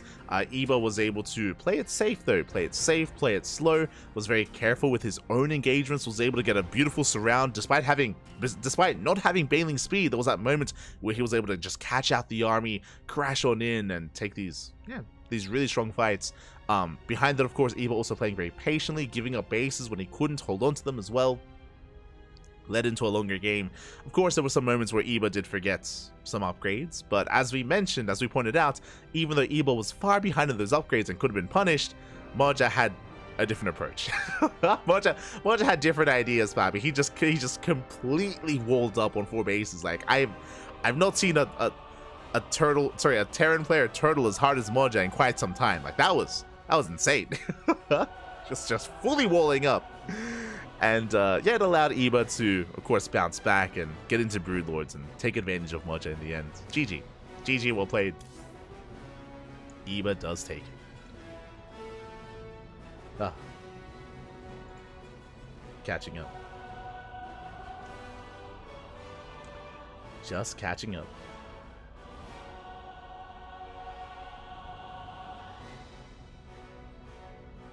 The Eva brood established their nest northwest, and the Mojans were making their last stand southeast. Ah, the story, the narrative. Get ready for a longer game. I love that. Is one of the best emotes in all of Twitch. The Scarlet camping emote. It's so good. It's so good. It's so fitting as well. So fitting. As we are getting ready here for our next game. Eva just asking streamer to show more of Moja's production. Oh. I don't like the insinuation there. Just for, of course, transparency, these matches were played ahead of time. I did mention before, but these matches are played ahead of time. So, again, there is no, like, I don't know, stream cheating or anything like that, as this is a replay cast. No one knows the outcome of these matches outside of the players themselves, and, of course, the admin that did construct these folders, where we are going to be casting from. So, just as a heads up. But, yeah, it's kind of a weird thing to say. Monsieur Overmind, be careful. Be careful, Pappy. So here we go. We're getting into our next game. We're getting ready for game, or for our next series even. For our next series. Let's go. As up next is going to be a ZVP between Shin and Rostock. It is going to be a best of 3 ZVP. Again, Shin is one of the big names. Is one of the big names here in the tournament. I mean, there's Beyond, there's Max Pax, sure, don't get me wrong, but there's also Shin as well, which I would say is the highest rated Zerg player in the tournament. And we'll see if Rostock, or how Rostock can compare, how he can compete against Shin. Oh boy. Here we go. Are going to be getting ready.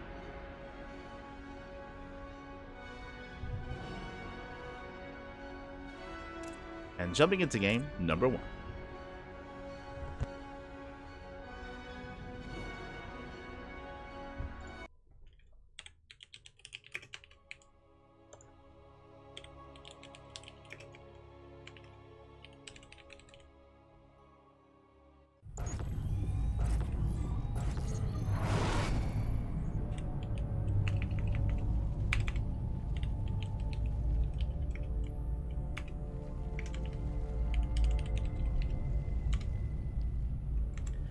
Here we go. Spawning in the top left-hand corner of a Cosmic Sapphire, we have the South Korean Zerg player, the Blue Zerg, representing Gaiman Gladiators. It is Shin. And spawning in the bottom right-hand corner, we have the Ukrainian Protoss player, the Red Protoss, representing CSO Esports. It is Rostock. So I was just putting a command on Overmind in the chat. Shaking my head. But if you're in the chats, happy. Get your gamma going. Predictions are now open. Place your bets on who you think will claim the series, on who you think will advance on into the next round. Is it going to be our Zerg player or our Protoss? Will it be Shin or Rostock? Best of luck. Up to you to decide. Best of luck. As we are loading into another one of these older maps. Just to reiterate what we mentioned earlier, this tournament has the standard map pool. Don't get me wrong, you know, it has maps like Post Youth, like Amphion, like Crimson Court, but it also has extra maps as well. OSC events feature an extended map pool. Earlier today, we casted Eternal Empire. We casted Eternal Empire in Game 1 of Iba versus Moja, and it was a lot of fun. It was crazy, it was exciting. Here in Game 1 between Shin and Rostock, we have Cosmic Sapphire. This is a map that was around, I would say, was it the same map pool as Romanticide, or was it the map pool afterwards? I want to say like 2021, maybe 2022. It's a little bit of a more modern map compared to Eternal Empire, but it's still been a couple of years. So it's been a while since Cosmic Sapphire has been around. And again, when it comes to the maps being chosen and the extra maps being added to the map pool, they are voted on by the players. By the players that are competing in these events, they do kind of vote, and then they kind of pick and choose which maps to add to the map pool. So it's a really fun way, it's a really cool way to for the player base to agree upon extra maps and to keep the map pool a little bit more fresher here for these OSC events. Let us go. I believe the maps that were added this season were Eternal Empire, Cosmic Sapphire, and what was the final map? Let me just double check. We have a list. Do you have a list? It was Eternal Empire, Cosmic Sapphire, and 2,000 atmospheres. Oh, I missed that map so much. 2K atmospheres. Let's go. Those were the 3 added. As we do have Shin going for a hatch gas pool, standard opener into a third base, so everything looking normal from the side of Shin. Likewise, Rostock back across the map going for a gate expand into Cybercore into a star gate opener. Everything's looking normal for the time being. Everything is looking as it should.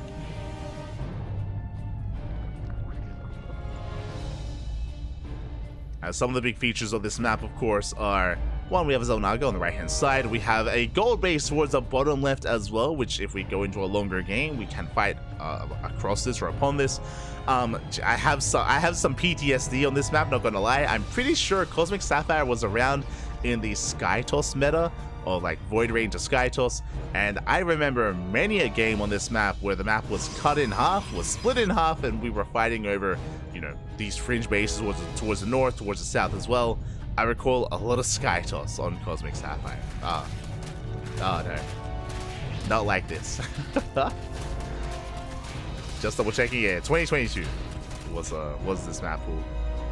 I recall a lot of split map is what I should emphasize. Split map scenario on Cosmic Sapphire. I mean, it's quite large. It's quite large. Rocks are being knocked down already. I think that's another interesting thing about the 3 maps that players had agreed upon to add to the map pool.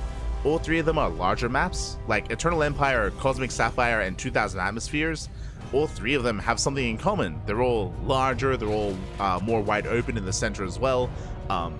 Yeah, they will have certain features that I would say are lacking in the current map pool that are more unique to older maps. So yeah, it's interesting. Interesting that that was a choice that was made. I mean, it makes sense in my mind. It does make sense. Are we getting new old maps? Hope yeah. No, Sean. That's some proper hopium, baby. Proper hopium. Sorry, I should say that doesn't sound like hopium. That sounds like copium. Actually, now that I think about it, as an episode, we'll attempt to shade and will be shut down. Likewise, oracles that hit the third base spores and done. Oh, the spores merely seconds away and 5 drones go down, 6 drones go down. Ooh, for the cost of the oracle though. Initially, I was gonna say really nice damage here from Rostock, but losing the oracle was a little bit brutal, and that will trigger a counterattack. No shield battery across the map. The Lings will be deterred. Rostock, oh no, Lings are coming back in. They're going for the surround.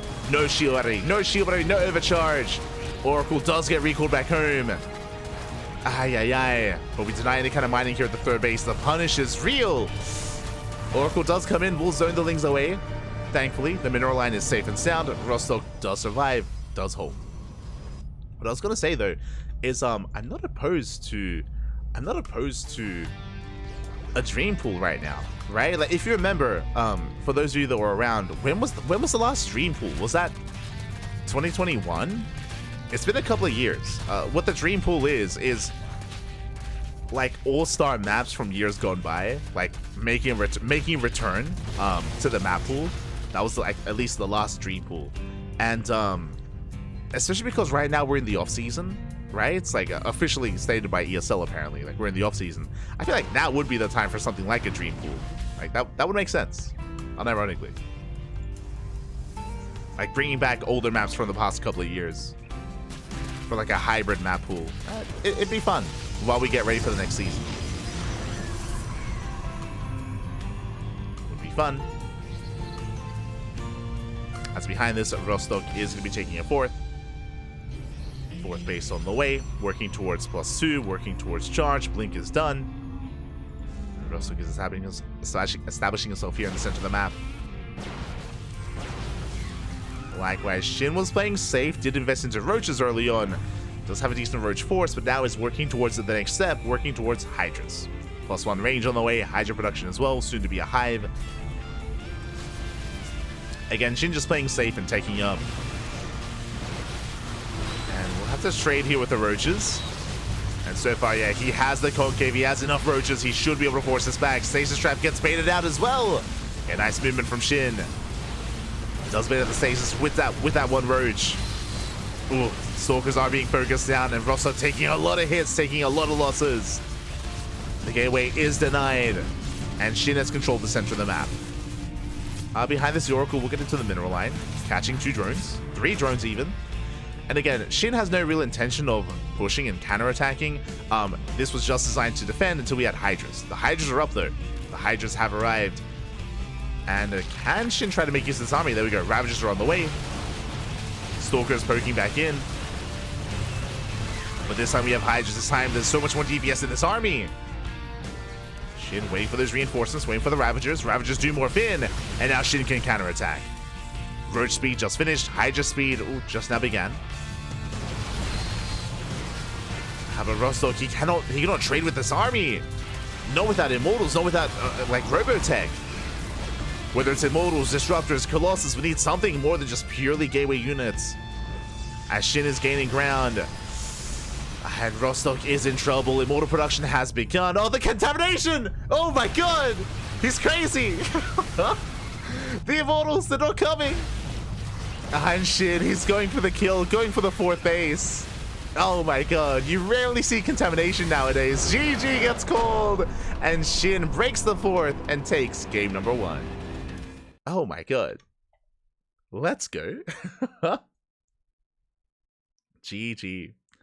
I see Eva in the chat. If I play Shin, I'll play Protoss. Oh my god. Este Eva. Practice your Protoss, Bobby. Practice. But GG. Shin will take the first game. And now we're getting ready for game number 2. We'll see if Rostock can bounce back. See if we can bring it back here in that second game. As they're loading into site Delta. Again, Shin had a bit of just a safer start there, building up back at home. I mean, there was a Link counterattack which was able to at least trade well against some of the gateway units, but alas, Rostock did not have a shield battery back at home. Rostock also lost one of his oracles, so did leave himself vulnerable to a run by, or just did build up. Now we're getting ready for that second game, as spawning in the top left-hand corner of Site Delta, we have our South Korean Zerg player, the Blue Zerg, representing Gaimin Gladiators. It is Shin.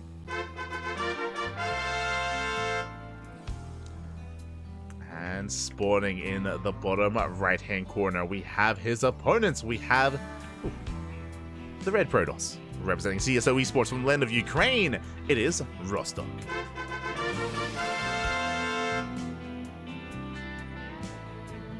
Go. So we are going to be settling in. Again, the pressure is on Rostock to bounce back. To bounce back and bring us to the ace match. We'll see if he can. Do want to believe. For now, standard openers. Shin, likewise, there's no 15-15. There's no pool first, no early gas. Just hatch first. Hatch, gas pool, standard stuff here out of Shin. Settling into a more modern map. I wish we spent a little bit more time on Cosmic Sapphire, not gonna lie. I wish we were able to spend a little bit more time there, alas. Not gonna be the case. But I'm sure it's not the last we're gonna see of Cosmic. We've seen it once so far. We've seen Eternal Empire once. I'm hoping we can see 2,000 Atmospheres at some point. Would appreciate it.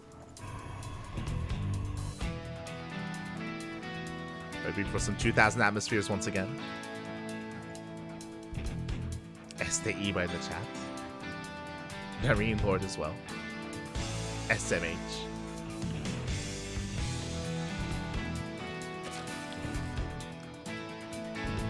So from here we are going to be settling in. Overlord Scout likewise as well. Just Gate expanded to Cybercore. And we're waiting for our take of choice from the side of Rostock. We'll see if we go for a Twilight Council, Stargate, or a Robo. See what direction Rostock does take us in. Pylon is going to be a little bit closer to the main instead of further out towards the edge of the base, but again, it could still just be a Stargate.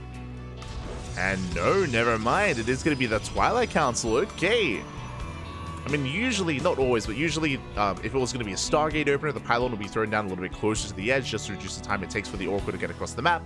But this time, Twilight Council here from Rostock. And the Overlord, will we scout this? We will. I mean, nothing shoots up. There is no Stalker. There is no anti-air. So Shin getting a free scout in the main base will get eyes on the tech of choice. This could be Glaives, could be DTs. We only have 2 and 2.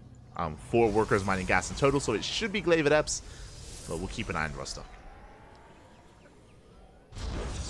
Shin back at home expanding, droning up. A little bit too early to react and respond to this. But we should be seeing a safety Roach Warren in a minute. As there's a gateway explosion. It's going to be 4 gates in total. Oh, did I say 4 gates in total? Bappy. Oh my god!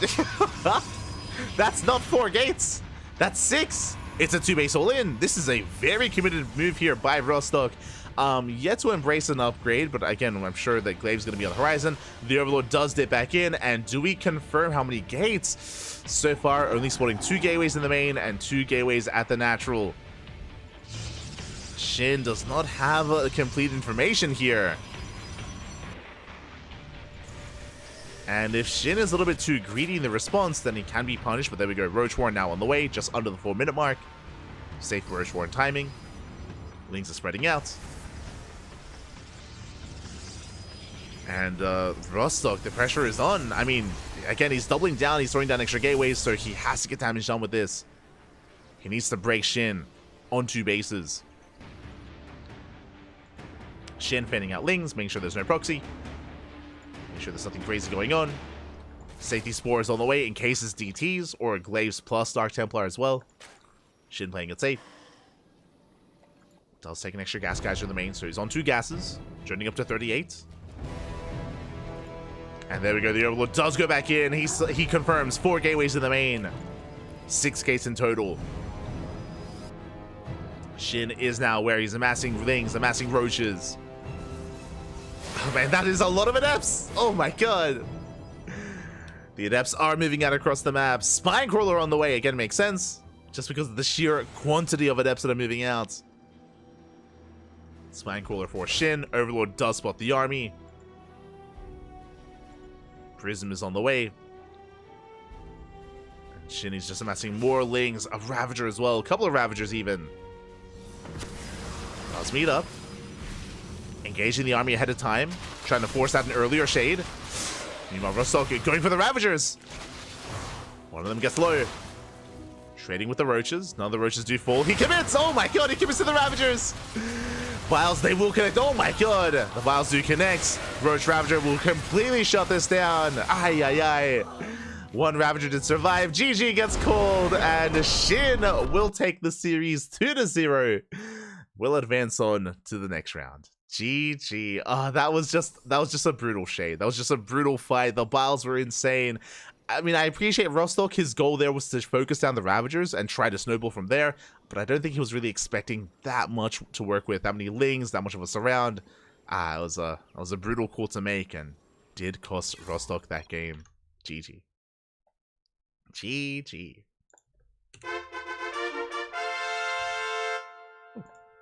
And with that, Shin will take the series. Shin will take the series. Congratulations here. Again, Shin is one of the heavy favorites to make a deep run in this tournament, to potentially win the entire thing. Shin is poised to go far here, and we'll see if anyone can make him stumble on the way. See if anyone can stop him. Until then, though, we're getting ready for our next series, getting ready for our next match. Getting ready for one of the other big names in the tournament. We just wrapped up with Shin versus Rostock. Up next, it's going to be DRG versus Forjumi. Oh boy, another PVZ.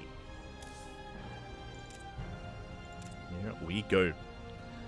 The one true Dong versus the Jumi himself. We're going to be jumping into game 1, and it's going to be on Alkione. Let's go.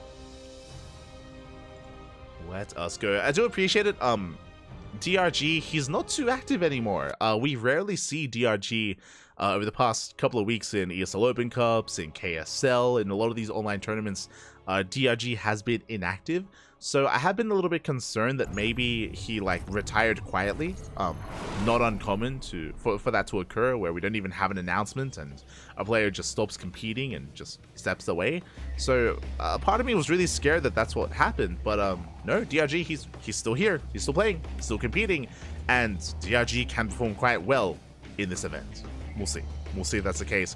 We'll see if he can be stopped. As spawning in the top right-hand corner of Alkione, we have the German Protoss player, the Green Protoss, representing the Platinum Heroes. It is Forjumi.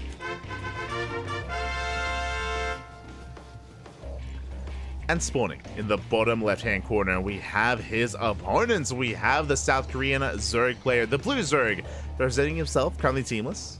It is DRG. Let's go. DRG being forced to take the unnatural natural. Likewise, Forjumi, a very aggressive player is what I will say. We've seen a lot of aggression out of him. I think I rarely get to cast Forjumi play macro, I'll be honest.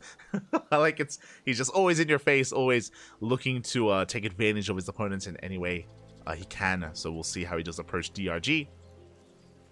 See how he does approach our Zerg player. So now DRG going for a hatch, gas pool, standard opener. Standard opener.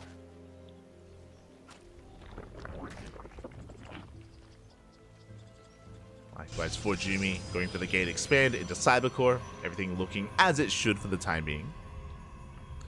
Nothing crazy here on Alkione. I mean, technically, we could have seen a rush into the gold. We could have seen even proxy early on, earlier gases, earlier pools. But for now, We're just calming things down. We're settling in. And again, I'm just happy to see some more DRG here. Just because of how little that he's been playing in recently. That also, I'm curious as to his current state of play as well. Just because we've seen so little of him, I'm not too certain the kind of shape and form he is currently in. So we're about to find that out in this series and in this tournament as well. As a reminder, I should also emphasize the players that did drop their series so far. No one has been eliminated. This is a double elimination tournament. It's double elim, so everyone is still in the event. No one has been eliminated yet. SDRG is going to be joining up. For Jimmy throwing down the Kappa. Let's go. Esther for Jimmy. I also noticed he is on Parting's clan on NA. Shaking my head. Shaking my head. Now as we settle into game one, a shout out to Thriving GG. Ga, papi, ga, gracias, papi, gracias. Thank you so much for the raid. Hope you had a great time. Hope you had a great stream. Hope you had a great ladder session. Welcome, everyone. Welcome to the OSC mid-season playoffs. Number 2, welcome to the first day of the playoffs. It is a big online event hosted and organized by OSC. It brings together all the top competitors in the online tournament circuit, and it brings them all here for you today. Now, this is only day 1. This is going to be like a multi-week event. It's a very massive bracket, multiple days of casting. We are just covering the debut, the beginning, the entree, the start of the event. We're here for day 1. We might be here for a future day as well. Typically, we'll be passing the torch to casters like Wardy, to Chicken Man, to Dave Testa, to some of the other community casters. We're all going to be kind of doing our part and taking our turns at covering this event, just because of how large it is, just because of how long it is. So we're all taking turns. As for now, DRG getting to his third base. Also, you missed out on some crazy Zerg games, by the way. I recommend the VODs. We just wrapped up Iba. He had his series against Moja, which was very entertaining. We just wrapped up Shin versus Rostock, which is also wild in its own way as well. But regardless, hope you had a good time thriving. You had a good time. And welcome. As for now, we're going to be calming things down. Again, it was just a Stargate opener into Oracle, into a third base. Behind this Void Ray, the initial Void Ray into Oracle, I should emphasize. For Jimmy taking up behind this into a Twilight Council. No Forge, which is a little bit concerning. For Jimmy, he's cooking something in his main. What exactly is he cooking, though? As the links are deflected, third base is being established. And it is going to be, there we go, charge, not blink. It's going to be a charge-based follow-up. Again, the lack of Forge tells us that this might just be a big committed move out. Oh my god, that's a massive gateway explosion. Yeah, it's going to be committed. So it's borderline all in. We'll see how heavily Forjumi saturates his expansion. I mean, Forjumi, he has not taken gases at the natural. I don't expect gases to be taken here at the third base either, as it is going to be a charge base all in. We do catch a couple of these workers, though. Nice catch here from DRG, but that is 7 gates on the way. It's going to be an 8-gate 3-base, sorry, 9-gate 3-base all in. Oh my god. And this is what I mentioned earlier when I was like, I don't think I've ever seen a Forjumi macro. Maybe once. Maybe I think I've casted Forjumi like head into like a standard macro game like maybe once, maybe twice, if that. He does his own thing. He's wild, he's crazy, he's aggressive, and we'll see if DRG can keep up with this aggression. Oh boy. Again, no extra gases, no extra tech, no Forge, no Temple Archives, no Bay, no nothing. Just purely Zealot. Just charge, let's papi. Here we go. Now, back at home, we've been focusing a lot on what Forjumi's been doing. DRG did thankfully go for a safety Roach Warren. So he has a safety Roach Warren. He's massing Roaches. He's joining up somewhat, getting up to 3-base saturation, which is okay, but there are not going to be any Bailings with this defense as well. So they're moving out, and DRG, is he getting caught up? How many Roaches? He has 0 Roaches! Oh, too greedy. Far too greedy. 11 Roaches on the way. 4 Spine Coolers as well. DRG getting caught with his pants down. The pants, papi. They're not on. Zelce charge into the third base, and Queens are trying to hold on. Nice hold position micro with the drones. Roaches are on the way, but alas, they're still not ready. And for Jimmy, he's going for the kill. He's going for the throat. Diving into the natural. Nice positioning here with the SimCity, though. Yeah, the choke point is brutal, and the Roaches will hold their own, but what about the third? The Spine Callers are finishing. Oh my god, the Spine Callers do finish. Again, really nice hold position micro with the drones. And DRG, despite having 0 roaches to defend, despite being caught off guard, he is shutting this down. Oh my god. Dong Ryu, Papi. More Zelts are coming out, but DRG, he doesn't lose any drones. No shot. No shot. 4 drones went down, barely any economic damage. The Queen survived, the roaches come out, and DRG, he completely shuts this down. Again, a very late response, very late reaction to this all-in. DRG, when he saw the Zealots here in the center of the map, that's when he started the Spines. The Spines, they started so late, but they finished. They finished up. The roaches popped out as well. Very nice crisis management here out of DRG. Very impressive. Likewise, the choke point, the whole position. And Forjumi's in a world of hurt. Forjumi just now taking gases, just now getting immortals. Forge as well. Like, all of this is an afterthought. Forjumi, he is not ready for a longer game. He's not set up for one. And Forjumi's in trouble. Oh boy. And he shouldn't have been. Like, again, like, I feel like everything went right for Forjumi. He striked, like, just when there was 0 roaches, like a handful of lings. It was, what was it, 11 lings, I think? A handful of lings, a handful of queens as well. But again, the response from DRG was insane. And from here, we're just waiting for DRG to finish up his upgrades. We're waiting for Roach Speed, basically. Roach Speed, once it finishes up, then DRG can move out across the map. Then it can start to move out, micro, of course, saturate, reinforce. His 4th base is getting up and running. DRG just waiting for his upgrades. Forjumi is given some time to recover, that is true, but there's a lot of recovery to do. He's going double robo, double immortal production. It makes sense, he needs as many immortals as possible. The changelings, they spot the army. They spot the immortals. Interesting, and DRG, upon seeing this, he techs. Hive is on the way. Lurker Den is on the way. Really mature decision out of DRG. Like, he knows he's ahead. Like, DRG, he knows he's in a good position. And upon seeing just how many immortals are coming out, there's 4, soon to be 5, soon to be 6 immortals. That's a lot of immortals. If he does push out with Roach Hydra, I mean, he's at risk of losing his army and losing his lead. So DRG is getting ready for that next step, getting ready for a later game. Keeping up with the Prism, gaining map control with the Zelnaga. Dark Shrine is on the way. Makes sense. You know, when behind, Dark Shrine. Forjumi is setting up. And DRG is maxed, which is crazy. DRG, he's maxed out. Almost 200 supply. His drone count is a little bit lower. His supply is inflated because of all these roaches. And DRG has to trade. At this point, he's going to have to trade here with Forjumi. But Forjumi, he's coming to DRG. Uh-oh. Oh, no. And again, DRG, he is more than ready to receive. He is maxed out on Roach Hydra. Does collapse in. Not many Ravagers, so force fields can actually be quite effective. But they're scattered throughout. Yeah, the force fields are less than ideal. And DRG is just completely shutting this down. Better force fields towards the end. At the same time, the counterattack does hit the natural, catching reinforcements. Drones are going down. Queens are going down as well. This is some decent damage, but I mean, how do we deal with our main army? How do we deal with this? As DRG does go straight for the natural, takes out the Cyber Core. There are some DTs. Oh, where's the detection? No detection available, so we could maybe eventually deal with the main army, but alas, still just so much Roach Hydra. It does start to step forward, going for the Immortals. Those DTs are putting in a lot of work, but here comes the detection. The Overseer has arrived. DRG bleeding out a lot of units, but will still break through.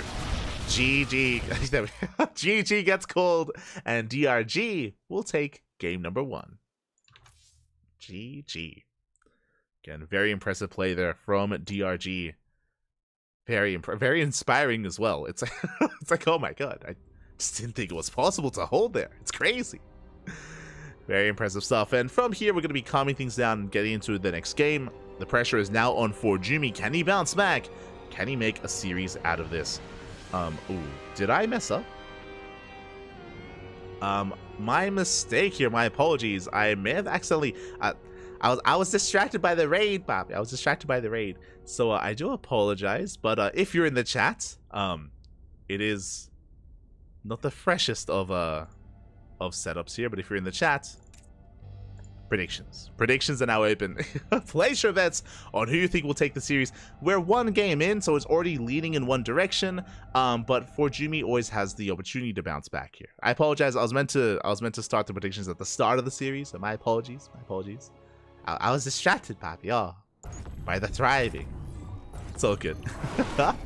It's all good. But here we go, we're getting into game number 2, and spawning in the top left-hand corner of Golden Aura, we have the German Protoss player, the green Protoss, representing the Platinum Heroes. It is Forjumi. And spawning in the bottom right-hand corner, we have the South Korean Zerg player, the blue Zerg. Currently teamless, but still an amazing player in his own right. It is DRG.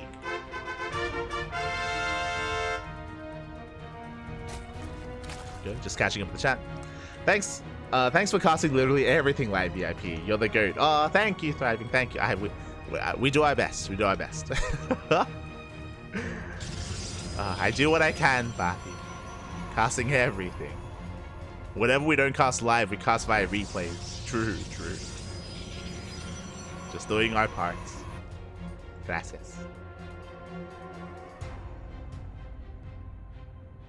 I see Forjumi in the chat as well. Oh no. You have a probe crying emote.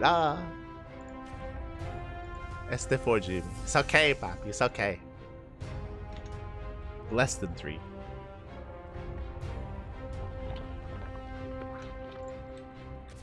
So now we are going to be settling in. It is going to be a hatch gas pool standard opener out of DRG. And Forjumi across the map. What do you have for us? What do you got? Let's go. It's hard to beat the dog. It is. It's not easy, Papi. It's not easy. Not easy to handle the dog. We're here to watch though. We're here to witness.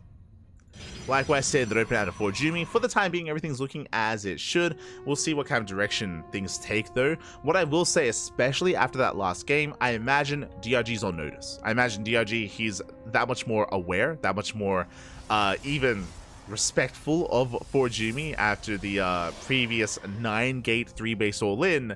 DRG is going to be, I'm sure, a lot more attentive at scouting and making sure that Forjumi is actually macroing up and actually establishing and getting ready for a longer game. So we'll see if Forjumi tries to be cheeky again. Like what I mentioned before, especially after being hyper aggressive in game 1, it's going to be a little bit harder to get away with that. So we'll see if Forjumi goes for something more standard, more macro, or if he goes for something else.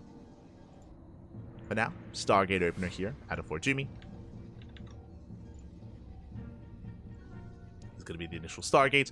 We'll see if we go Oracle or Void first. Likewise, back at home, DRG droning on up, settling in,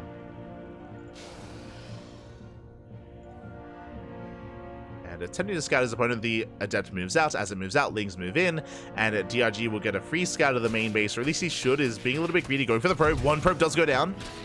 Nice pick off. At the same time, Adepts, they will be threading their own shades as the Adepts do move out. And the Lings will get eyes on the Oracle. It's going to be the Oracle opener. Nice movement here from Forjumi. Does save the probe. We're losing one so far. He wants the probe. He wants it. He wants the probe, baby. He's going in. At the same time across the map, but Epsay shading towards the main. Ooh, and DRG does pull away in time. Hasn't lost many workers yet. And it looks like he will lose the one. One drone goes down, trading 1 for 1. Oh, 1 for 2, actually. Okay.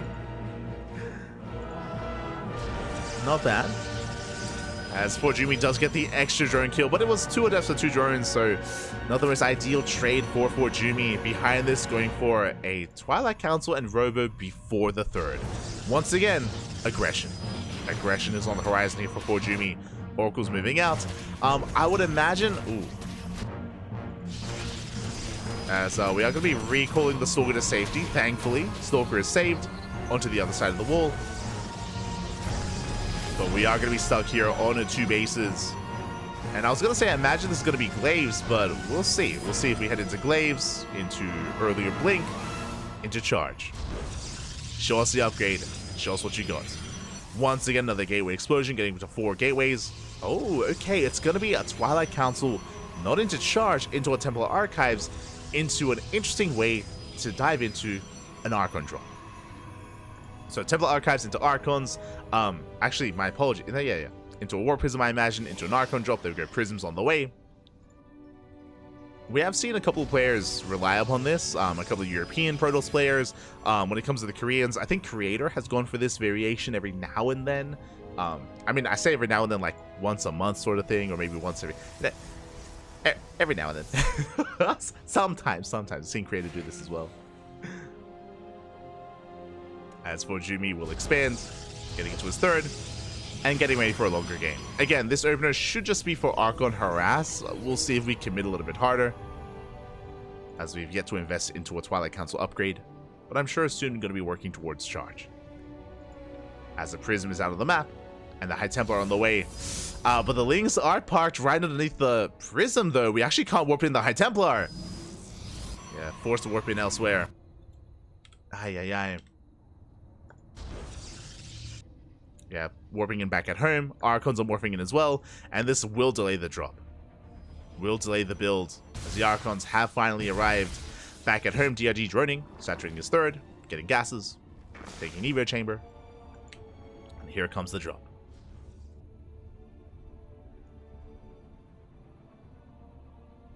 Here comes the drop across the map.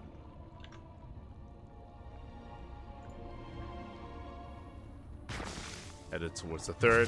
DRG in position. Will zone away.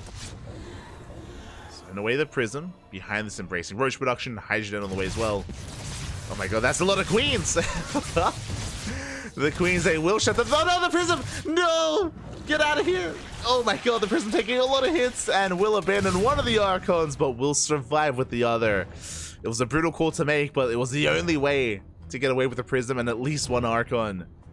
But that was a brutal shutdown. With that, DRG does defend, saturating on 3 bases. 4th is now on the way as well. And DRG is now taking into Roach Hydra once again. Once again, just really safe play out of DRG. Makes sense, especially against a 2-base opener. Because the 3rd base was so heavily delayed, DRG did not skip the Roaches. Did make some safety Roaches, and now embracing Hydra. Very similar to the previous game when it comes to the tech path of DRG. Behind this, 2nd Robo. Once again, double Robo, double Immortal production on the way here for Jumi. Ooh, not just double Robo though, we have Storm on the way as well, so there is going to be some splash damage.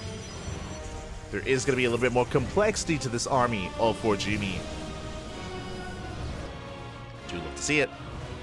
Will be an answer to the Hydras. As High Templar are warped in to gather up energy. Safety shield batteries on the way. Jumi is building up his death pool of an army. Likewise, DRG back at home, droning up only up to 3 base saturation. I believe the Observer just got sniped. And there's no saturation at the 4th. Okay, DRG, he's maxing out. He's maxing out on 3 base with purely Roach Hydra. Oh boy, so DRG is going to be the aggressor. And it's going to be quite an army. Now, Storm is going to be done in time. And can Jumi hold? Can he hold? Can he defend? Do we get a contamination? No shot. 2 seconds. 1! Oh my god. Okay.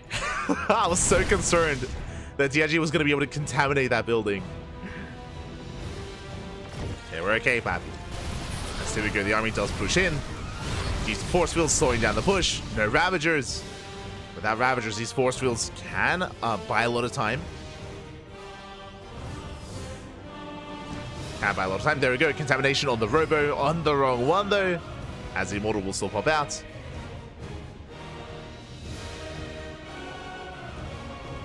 And DRG, upon seeing the army, he backs off. Upon confirming just how robust and how fortified Jumi is on 3 bases, DRG, he backs off. He's taking Lurker Dens on the way. Infestation Pit. 5th base as well. The downside is that now DRG is stuck with this. He's stuck with all these Roaches, and he's not using them. Again, a lot of this lava could have been spent on drones, on expansions, and on tech. So DRG, his transition to a longer game is a little bit later. It's not as fluid as it was in the last game. So for Jumi, he's catching up. He's catching up in the army supplies, catching up in the quality of his army as well. Building up even more Immortals. That's so many Immortals. And when Forjumi moves out, this army's gonna hit like a truck. It's gonna be insane. Just purely immortal Archon Storm. It's gonna be crazy. oh boy. As Forjumi is building up and getting ready. DRG needs to trade, 100%. He needs to trade out something. He needs to like trade with the army, picking off an Archon and Immortal here and there, and replacing it with more Roaches, more Hydras. DRG staying max like this, it's hurting him. It's hurting him more than anything. Lurkers are on the way. Forjumi going for a Doom Drop. Sorry, DRG going for a Doom Drop. Oh my god. Are we committing? Base trade?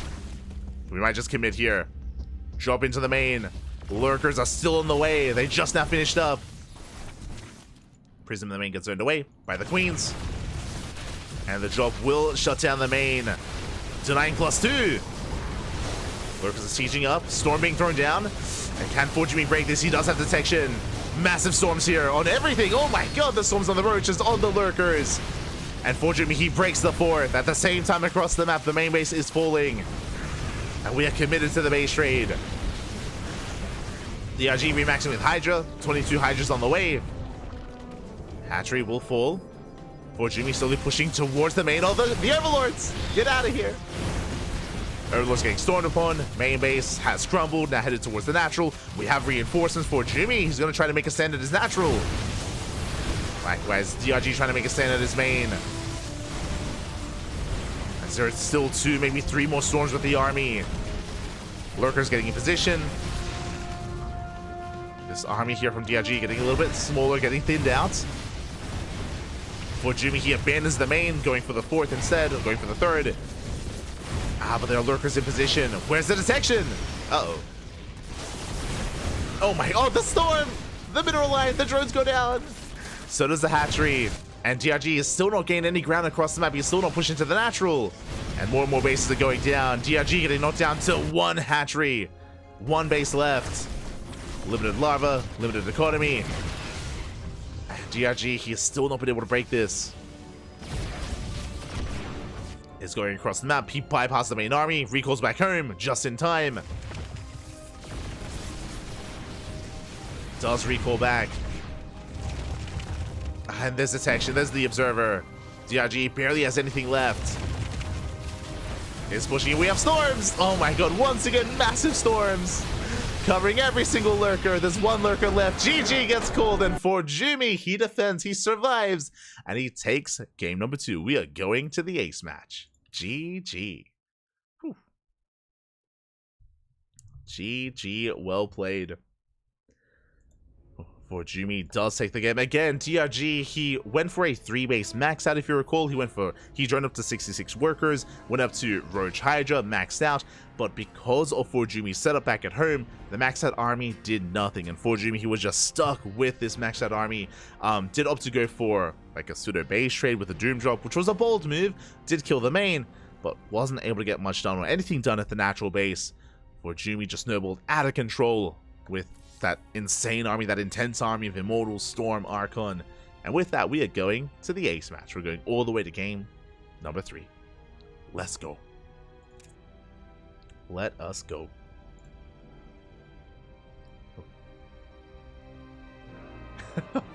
Only Protoss is allowed to max out on no workers at a move. Calm down, Eva. Calm down.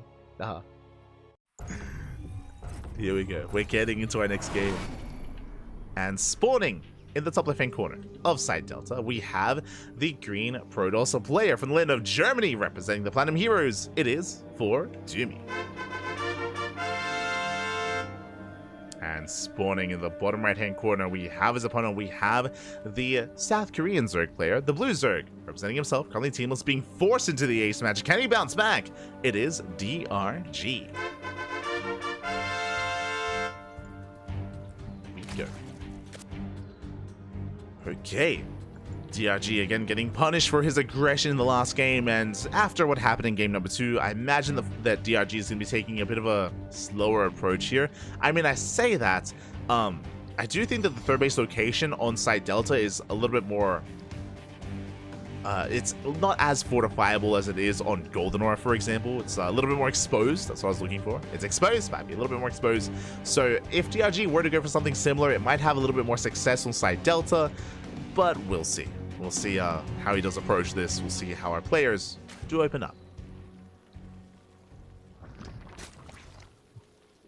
As for now, DRG opening up Hatch Gas Pool, forsake the unnatural natural.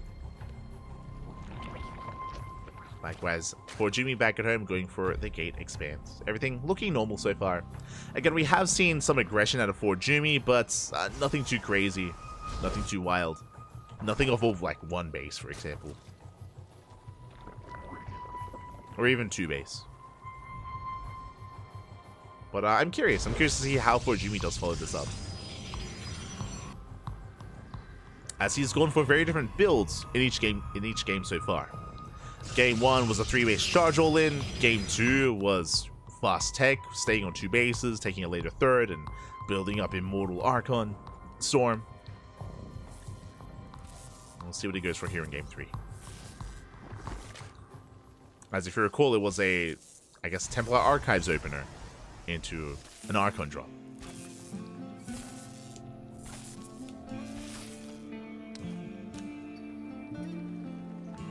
So now DRG does zone for Jimmy away.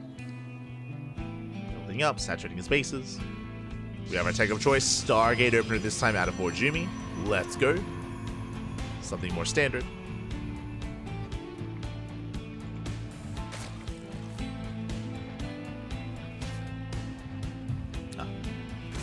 As we take a moment back. Take a moment. Just saw for Jimmy in the chat.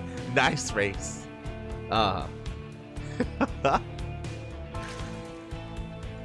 For Jimmy, I appreciate your emotes. The pro crying is so sad though. It's a very sad emote. It's very smooch. But they're good. They're good.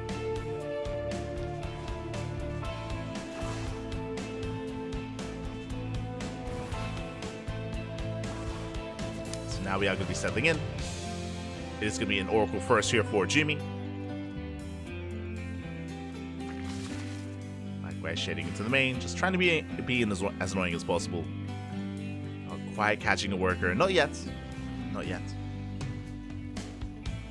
As after an intense Game 1 and Game 2, we're just calming things down here in Game 3. Denying scouting. DRG in the dark has been unable to scout as freely as he was in the previous games.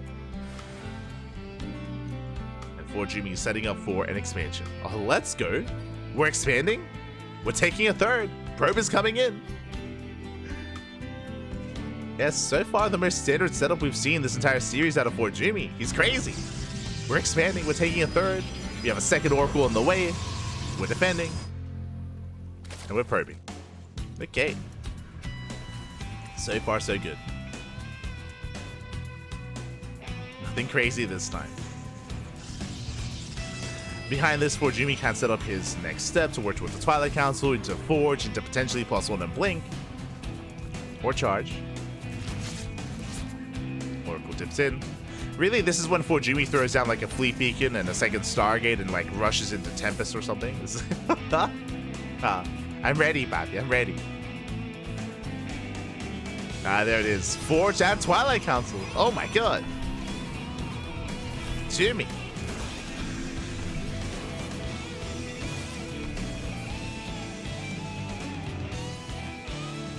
Breaking in. Illegal, man. Yeah. True.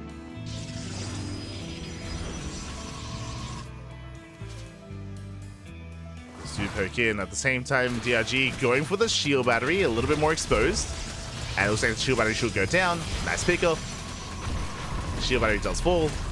We'll get much more though as the Oracles do race back to defend. Likewise, DRG going for a safety Roach Warren timing. It was around 4:30. Just to be safe and secure. And for good reason, because I assumed the 4 Jimmy would be working towards Blink, but no, it's +1 in Charge, not Blink Stalkers. This is not going to be as committed as we saw in Game 1, as extra gases have been taken, and again, 4 Jimmy is working on +1, so we're building up towards a bit of a longer game state here. Temple Archives, Archon, Storm once again. As the first Oracle does get picked off.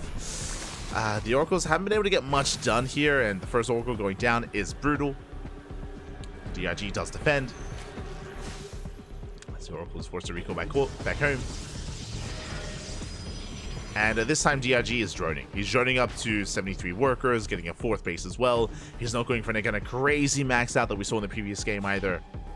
DRG's learned his lesson. He's calming down as well. And we're droning. DRG also taking up. Infestation bits on the way.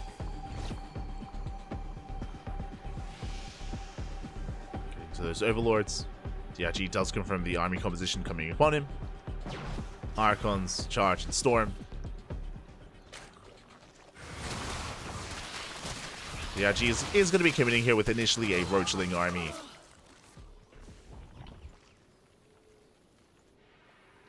From here, DRG can start taking towards Hive Tech, towards Hydras and Lurkers. I'm curious if that's where he goes, or if maybe he goes for something a little bit different. Oh my, speaking of different, yeah, makes sense. I mean, this is kind of the traditional response to this kind of composition. Swarmhost, this is what we see often against Chargelot. Chargelot Archon specifically, it can struggle against Blink Stalkers just because of how mobile Blink Stalkers are. But something about this army is it is a lot less mobile. It is a lot more vulnerable here to multi-program aggression to Swarmhost play. Let's go. We often see this response from players like Dark, players like Shin, and players like DRG as well.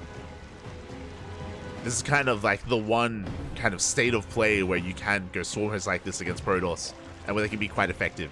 But a big scout, I should emphasize. For Jimmy, he comes in, gets a revelation, does confirm, is fully aware of the Swarmhost play. And as a result, we should be getting it ready with some site defense, splitting up the army, and getting ready for the Locust Waves. So a nice heads up here by Forjumi.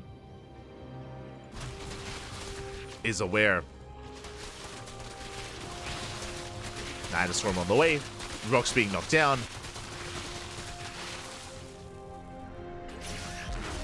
DRG is moving out, spotted by the Stasis Trap. Forjumi is aware. Building on more Immortals. Locust Wave getting ready, going for the main army. There is a Stasis Trap. At the same time, nice other counterattack. Ooh, DRG otherwise out of position. Yeah, storms are brutal. Do we have another? We do.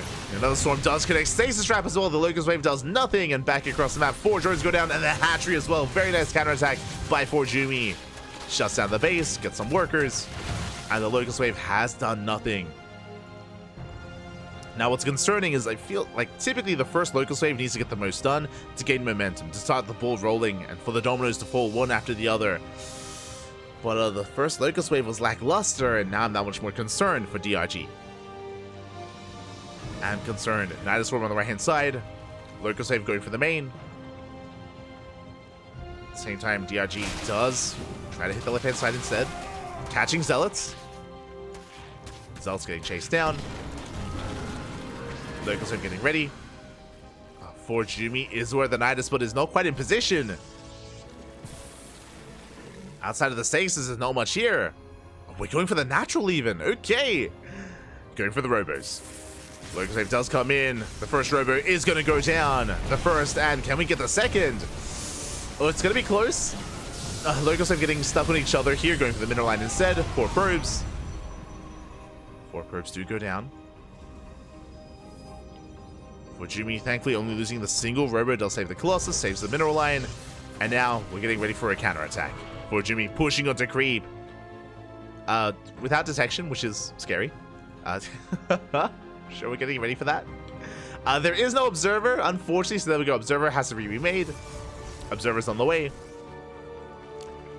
And then once Forjumi has the observer, then I'm sure we'll be a little bit more confident about moving on the map.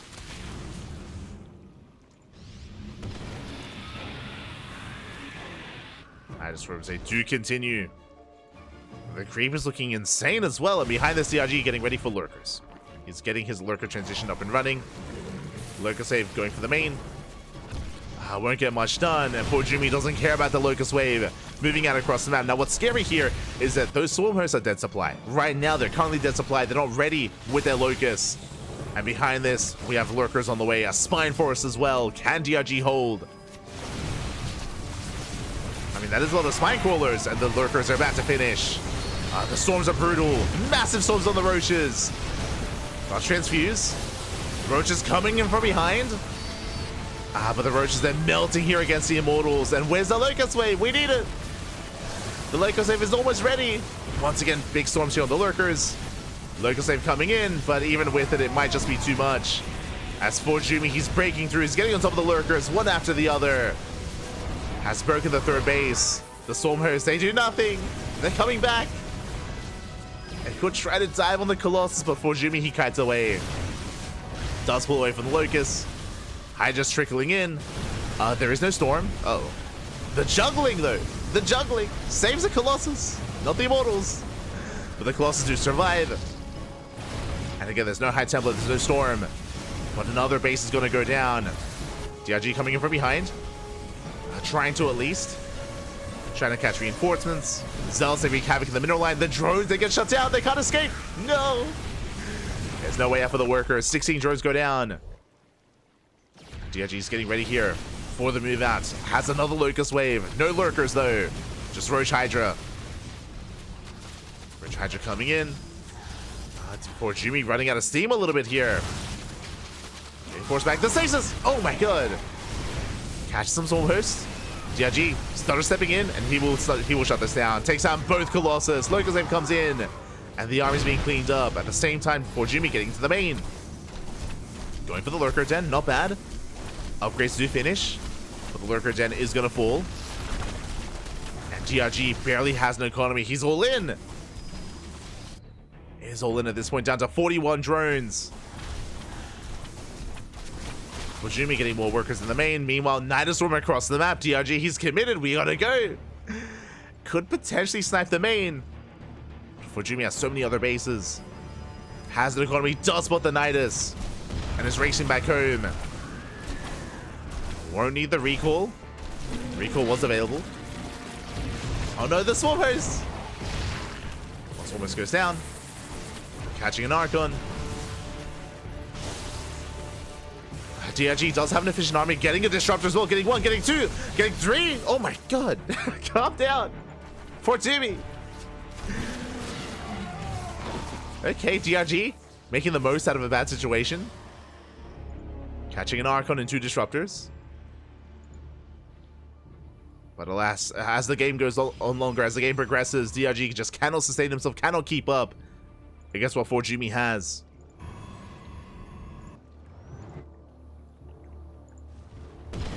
The Nidus still finish. DRG still has all the Swarm Hosts. Going for another wave. Jumi coming in from behind. But alas, barely will not catch the Swarm Host. Locust Wave gets in. Going for the natural. Going for the Nexus even. Okay, can he get it? Nexus under fire. One more volley. It's close. The Nexus will survive just barely. Does make it at the same time. Roach Hydra towards the south. The recall finishes. Massive storms. The recall does complete. The Nexus goes down. But DRG's army is getting smaller and smaller. He barely has a standing army. Is double expanding desperately. But these bases are not going to stand for much longer. They're not going to survive. For Jumi, yeah, there we go. He does rotate.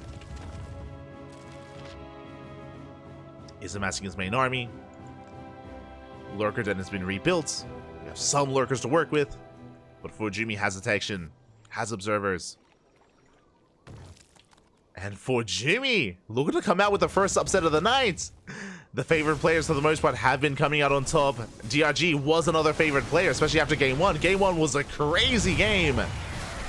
But in game two, DRG, he was punished for, again, maybe just being a little bit overly aggressive. And here in game three, we spoke about it. We spoke about the initial Locust Wave, how it did nothing. It did 0 damage. And it usually is necessary to get some. Whether it's production, whether it's a base, just some kind of value. Stormhursts were a little bit lackluster. Nice abductions though. Catching 2 disruptors. But there's barely anything left. Nervous going off. Good connections. At the same time, Zell to the main. Drones are going down. GG gets called. And for Jumi, he brings it back from a 1-0 deficit. And will take the series 2-1. GG. Oh my god. Papi. GG, well played for Jimmy. He brings it back in game 2. He closes it out here in game number 3. Very impressive stuff. Again, despite how the series started, and it was very impressive from DRG to survive the initial all-in on Alcyone, but here in game 2 and in game 3, again, DRG, he was punished in game 2 for, again, maybe just being a little bit overly aggressive against Forjumi and kind of being stuck with a subpar army. And here in game 3, making use of Swarm Hosts. I don't blame him for going for Swarm Hosts. Again, they can be a little bit more viable against this kind of army, but just did not get the damage he was hoping for. Whether it was bases, whether it was some high-tech units, whether it was a production, wasn't as successful. And GG. GG, well played. Congratulations to Forjumi. Congratulations, man. GG. GG, well played.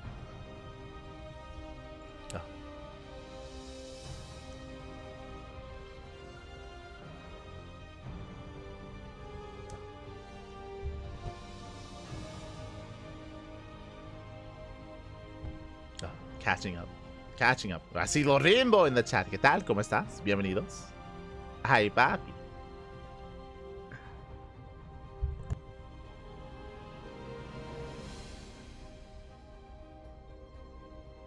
Oh, here we go. But with this, we are going to be going on a short break. We're more than halfway through the broadcast. We have 7 best of 3s tonight, 7 best of 3s. And we just wrapped up our 4th best of 3. Up next, we're going to be getting into Nigracht versus Nikic in a TVZ, followed by Wayne versus Middle VK and DNS versus Shameless. So we have 3 matches remaining here tonight. Just going on a short break. Take this moment to stretch your roaches, hydrate your hydras, massage your marines, tuck in your tempest, and we'll be back soon with our next series. See you guys in a couple of minutes. See you soon.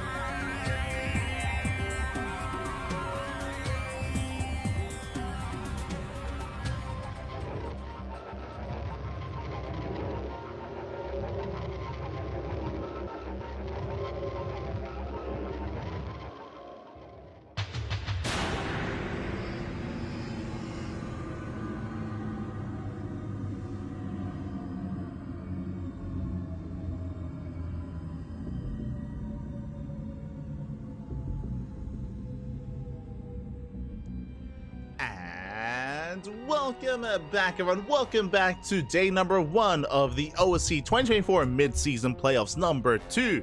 We are halfway through the broadcast. We just wrapped up with 4 best of 3s, and we have 3 series remaining. 3 best of 3s left here, and the first one is upon us. We're going to be jumping into Nickracht versus Nikic in a Terran versus Zerg matchup.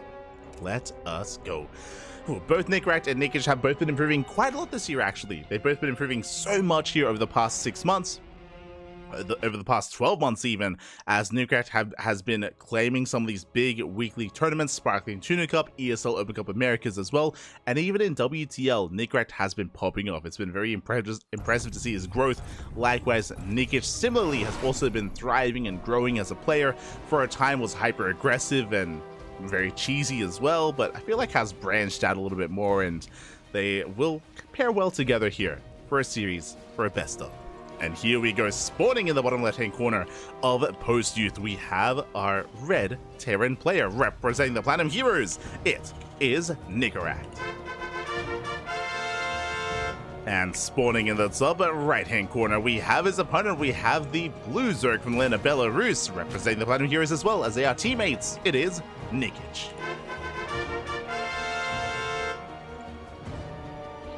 Here we go. We are going to be jumping in. We are going to be jumping into this fresh best of 3. And if you're in the chat, you know what time it is. This time at the start of the series. Predictions are open. Place your bets on who you think will claim the series. Get your gamba going in the chat for who you think will come out on top, the Terran or the Zerg. Best of luck, up to you to decide. Best of luck, baby. Best of luck. But now we're settling in. It is going to be a standard opener here from the side of Nikic. Meanwhile, Nickracht back at home. There's not just one, there is a hidden second Rax in the backline as well, so it's going to be a 2-Rax Reaper out of Nickracht. We have seen Nickracht actually embrace 2-Rax Reaper quite often on this map, sometimes in this position, sometimes a little bit closer to the other Reaper cliff as well. Again, a very aggressive start. Makes sense that the rush distance bike round on this map is quite short, the shortest out of any map in the map pool, and Nickracht wants to try to will take advantage of that and get a lead early on. Here we go.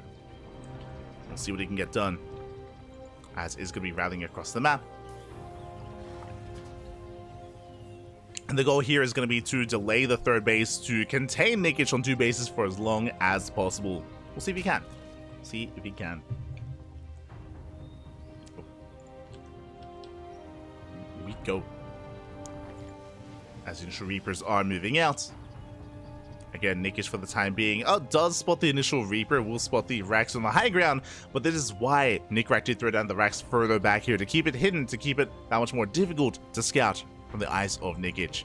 As Reapers are rallying out, expanding behind this, of course, this is not an all-in, just an aggressive start, and the drone is going to be denied. Oh, we do more from the gas guys, are just in time. Nikic does save the worker, but taking the expansion, that's another story here. That's going to be a tough ask for Nikic. Once again, the third base is denied.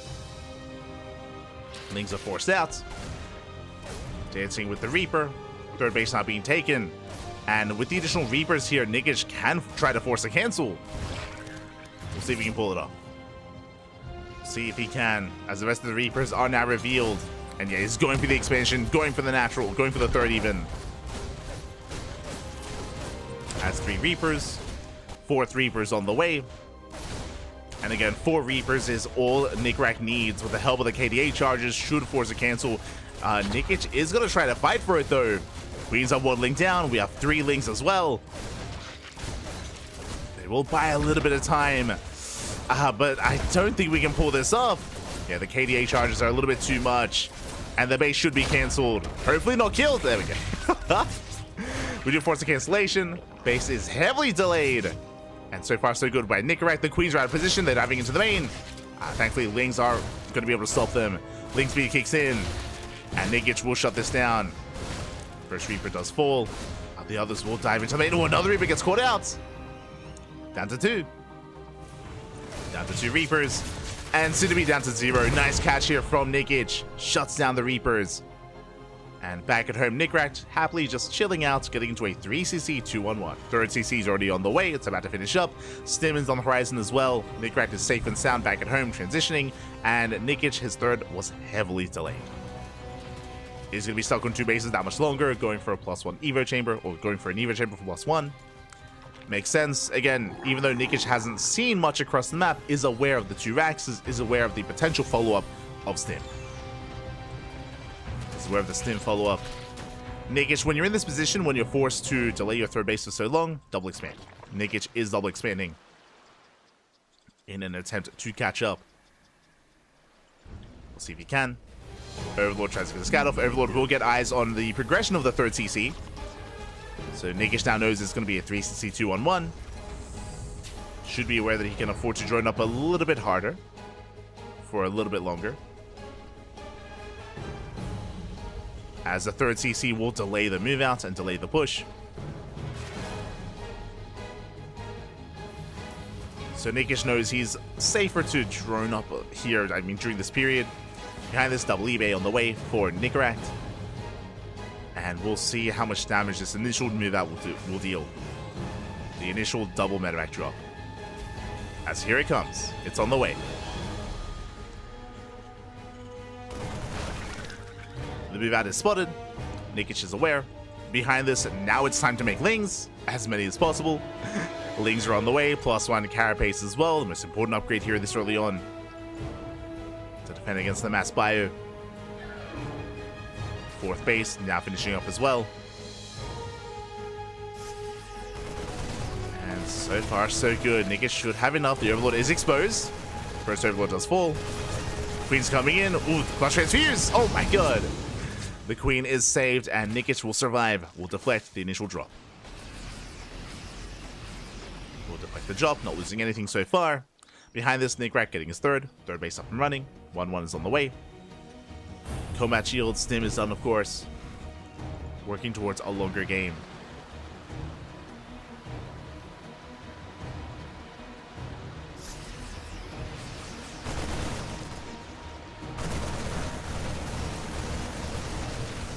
As Nicaract does go for another dive. Doesn't quite get the fourth, though.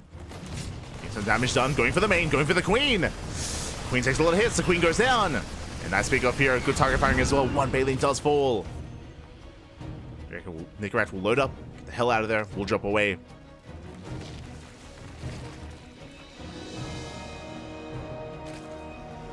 As Nicaract is fighting some damage, at the same time going for a secondary move out. You have 2 drops on the left, double drop on the right.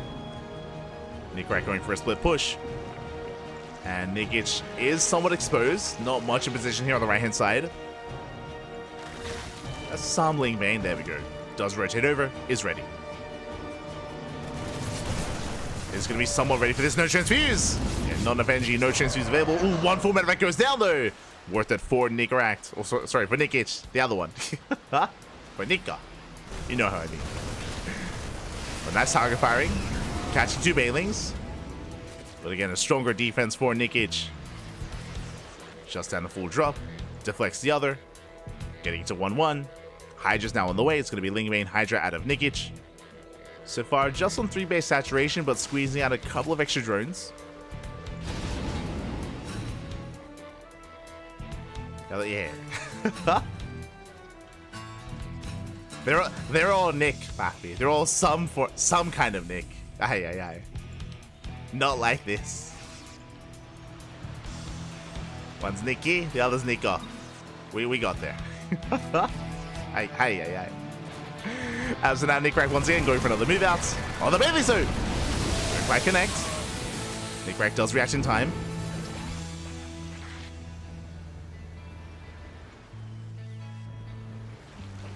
Nikic will defend, will hold.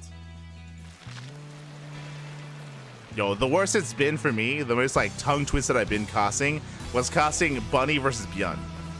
I swear. I just the creation of Björning, not like this.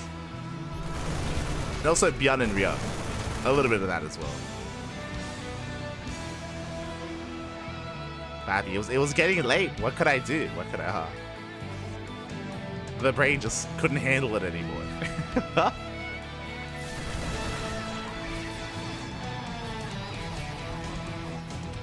As Nikic, after defending, has been able to build up quite a bit here, threatening a move out. Likewise, Nicaract pushing out across the map. The drops will be able to lift up. We'll get out. Will not be caught out by Nikic. As both players have comparable armies, Nickish building up towards a hive, towards lurkers, taking up, and Nickrack is pushing. Behind this on 7 Raxes. Hasn't quite thrown out a 4 CC yet. Committing quite hard, actually.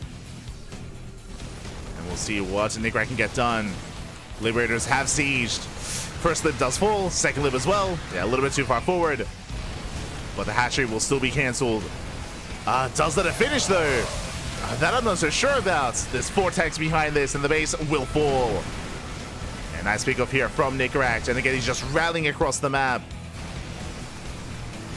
Not quite 8-raxing, but still very committed on 3 bases. Very committed. Bailey's rolling in. Some okay connections, but not good enough. Oh, better connections, though. But there's just too much Marines Marauders, too much bias, slipping on forward, forcing back the Hydras. And barely any Link Bane left. Nickrack gaining more ground. Catching a Queen. Slowly pushing forward with those tanks. Again, Nickrack, he's so close to breaking his opponent. 3 base all in. Link Bane will catch out the tanks, though. And tanks did overextend. Too far forward.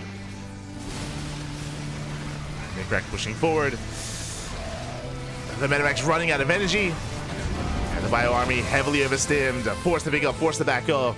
And Nickish barely holds on. Behind this, the Lurker Den is done. Lurker upgrades underway. Vipers as well. And here come the first wave of Lurkers. The Lunkers, they're coming, Papi. But are they too late?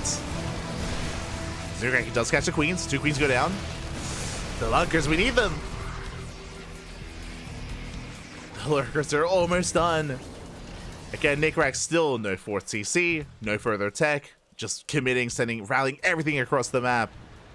We'll back off for now, rotating around. Lurkers have arrived. And Nickrack has to make a choice. Does he keep going, or does he expand? And he's not stopping. Nickrack, he's not stopping, Papi. Still just rallying across.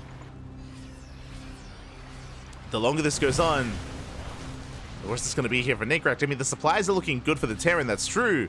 But the quality of the army, I say that. Nickish actually still on 1-1. Still, the upgrades are not ideal. Nickish has the money for it, but there we go. +3 carapace now on the way. But has not started +2.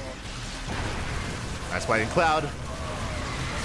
One of the tanks does fall, but the other tank is barely going to fall as well. Big overextension here by Nickish, though. The tank barely holds on. Nickrack moving out. Going for the 5th. Oh my god. And Nickish, he cannot engage. Where are the Lunkers? They're not here. Lurkers, yeah, they were left further back. They're now rotating over, but is it too late? Yeah, Nickrack, he's gaining more ground. The Lurkers are exposed. He's stepping in. He wants them. He gets 1. Oh my god, the Link Bane does punish. Second Lurker falls. There's 2 left. Soon to be none. Yeah, we're sieging on top of the army. The first Lurker gets targeted. There's 1 Lurker remaining. 0 Lurkers left. And with that, oh my god, the army's still overstimmed. But Nickrack, he should have enough. He should barely have enough to keep pushing through. Yeah, the hatchery has fallen, and 0 Lurkers remaining. There's only 1 Hydra left. And Nickish, she's just trickling in. The 3 base all in has barely worked. Barely breaks Nickish. Boys are being pulled in a moment of desperation. We'll get on top of the tanks, but there's still too many reinforcements. And with that, Nickrack, he has done it. Takes down the 3rd. Well, takes down the 4th, pushing towards the 3rd. Still more Hydras amassing. But again, pure Hydra against this kind of army, you hate to see it. And boys being pulled. The final Hydra's falling as well. Nikki, she's on that hopium, Papi. Oh no, GG gets called, and Nickrack will take game number 1. Ooh, in a very explosive game, in a very explosive build. GG. GG, well played. Did commit to the 3 base all in. Initially, Nickish was holding. Initially, Nickish did survive. But again, unfortunately for the fights that were occurring on the left-hand side, even though he had invested into all those Lurkers, the Lurkers were not present. The Lurkers, they were left towards the right-hand side instead. They were not a part of those engagements with them. It might have been enough. Likewise, Nikic also did kind of slip up on his upgrades as well, so the quality of his army wasn't ideal. It wasn't scaling as well against Nicorach. Nicorach did eventually overwhelm. With that, GG. GG, well played. Nicorach takes the first game, and now we are jumping into game 2.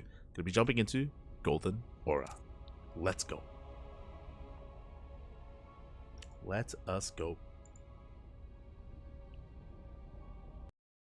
Hero versus Hero Marine is always a good one too. Oh god, that's awful. That's awful, Bobby. I think I have casted that before. The difference is though, I think the last time I casted Hero versus Hero Marine, I think I just called him Gabe.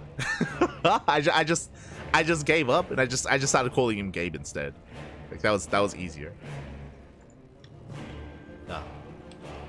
But here we go, we're getting into our next game, and spawning in the top left-hand corner of Golden Aura, we have our red Terran player representing the Platinum Heroes. It is Nicorach. And spawning in the bottom right-hand corner, we have the blue Zerg player from the land of Belarus. Down in the series, we'll see if he can bounce back, representing the Platinum Heroes as well as they are teammates. It is Nikic.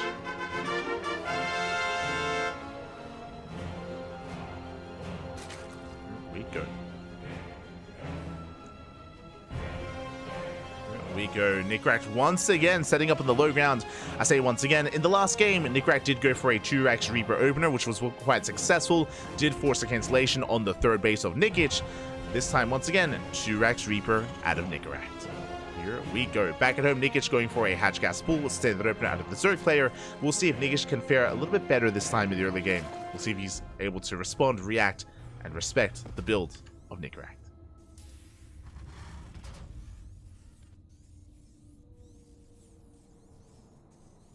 We go.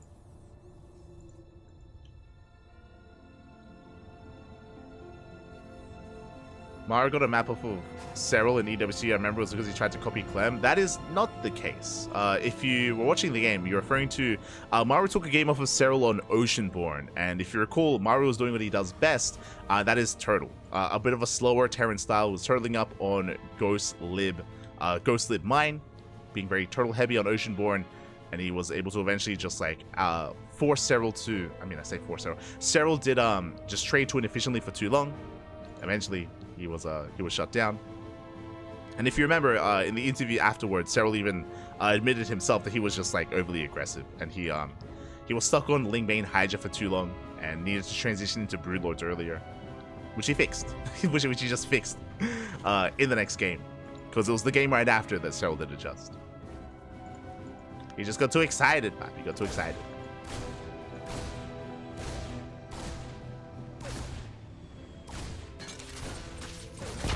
As the Reaper already gets one drone kill, not bad. One drone goes down with the natural. Nicorach pulling back. Third base being taken. Bold move here by Nikic, but back at home, Nicorach already transitioning, already working on those add-ons. So Nikic will get away with it this time. Despite the 2-Rax Reaper opener, Nicorach only makes 2 Reapers. Only 2 Reapers, so this third base is going to get up and running. And Nikic going into a fast Bailey nest. He's going for the all-in. Uh-oh.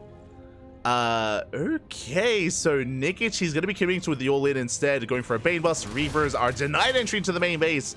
Nikic does defend. Nicorach forced out. But already the transition is upon us. Now, if Nicorach realizes what's going on, bunkers. We're going to need bunkers back at home to hold, to survive. But Nicorach has yet to realize what is happening. Trying to go into the main base. Once again, the scout is denied. Lings are amassing. Ooh. Tumor goes down for the Reaper. I mean, that's a good trade, but not in this kind of game state. As the Lings are building up, and here we go. We pull the trigger. Nikic going for the all-in, going for the bust. Flying across the map. And the Reaper doesn't confirm. Uh-oh. We are not quite ready for this. It is going to be a 4-Rax follow-up, though. That's a lot of Marines. A lot of Marines going to be available. A lot of Bane is going to be spent initially here on the wall. But Stim should not finish. And Nicorach, he's getting caught with his pants down. The pants are down, Papi. He doesn't know. Uh-oh. Oh, no.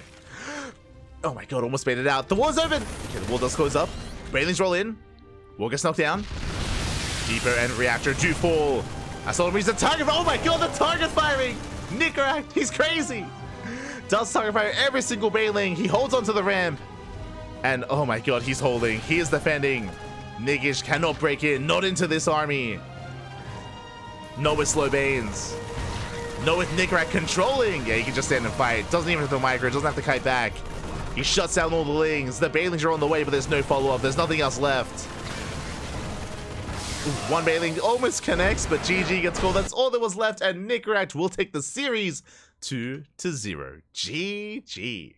Oh my god. GG, well played.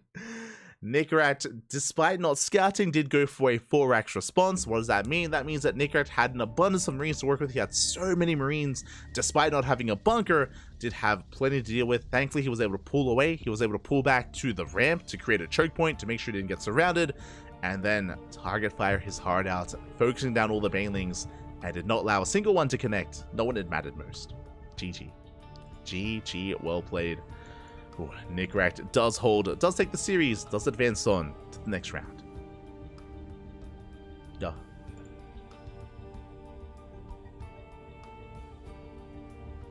Catching up. Twins, Papi, twins. All these Nicks look the same to me.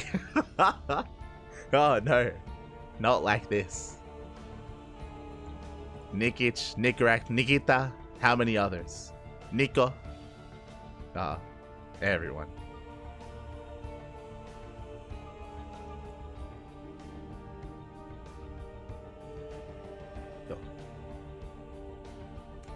Here we go. GG, well played. With that, Nikrak will advance on, and we're getting ready for our next series here. Again, this is all the first round matches. We'll be going over the bracket. Once we wrap up next is going to be Wayne versus MindoVK in a ZVP. Taking a break from the Zerg versus Terran now. Zerg versus Protoss once again. Wayne is going to be another one of those big names. Now, I have seen a little bit less of Wayne as of late. Not as much as DRG, for example, but Wayne, it feels like he has been a little bit less active recently in the most recent weeks. It's great to see him here once again, and we'll see how he compares to MindoVK. Let's go.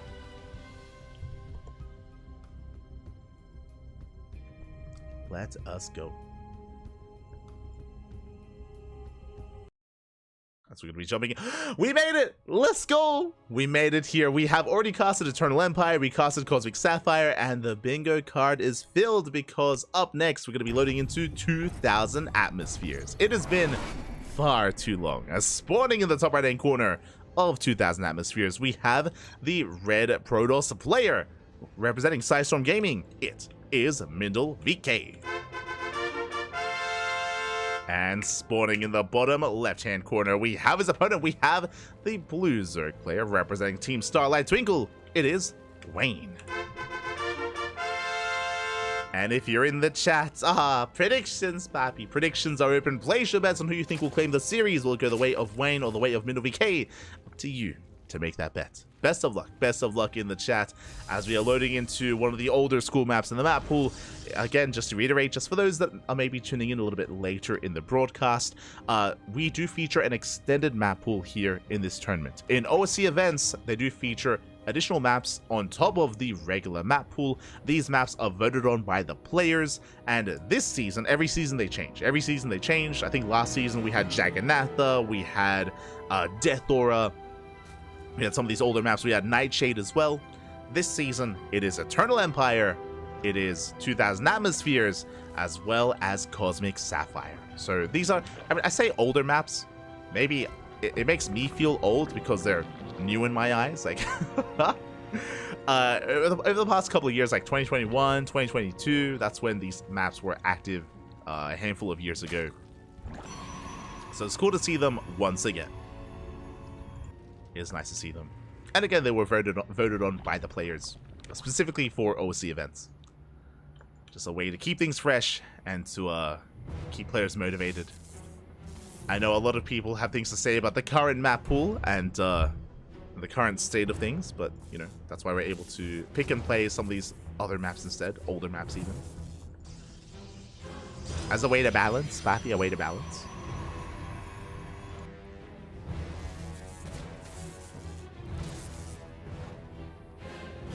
So now it is going to be a standard hatch gas pool opener at a Wayne, and MindoVK back at home just going for a gate expand into Cyber Core. Thing looking as it should. We're calming things down. When it comes to 2000 atmospheres, I mean, burned into my skull, for older school viewers, is Proxy Marauder. I do recall when Proxy Marauder was a little bit more of the craze, and this location here, this was the proxy location, hidden in between the tall grass, surrounded by tall grass, papi, the Raxes, the Tech Labs, the Marauders. Oh, I'll always remember. in TVP. Likewise, we have Xel'Nagas on the left and right hand side. The map is relatively open with multiple attack paths. You can knock down rocks to create multiple more attack paths as well. But it's also a larger map, and we often do see longer later game states here as well. It's been a while. Has been a while. Behind this, mid of VK opening up Stargate into Oracle. Let's go. I mean, in general, I remember like this was just a very common proxy location. I remember proxy gateways around here, flowers as well on the right hand side. Oh, the cheese.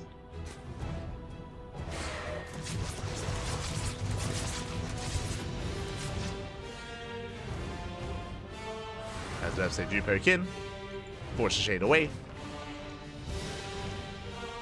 Spores being thrown down, and here comes the initial Oracle.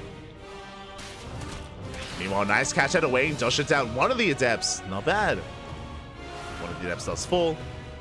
And these things will be threatening the other. And do we get a surround? We do! Yeah, the Oracle's out of position. The Oracle's across the map. The Adept is going to be shut down. The Probe as well. We shouldn't be able to force a cancel, but nice damage being dealt here by Wayne.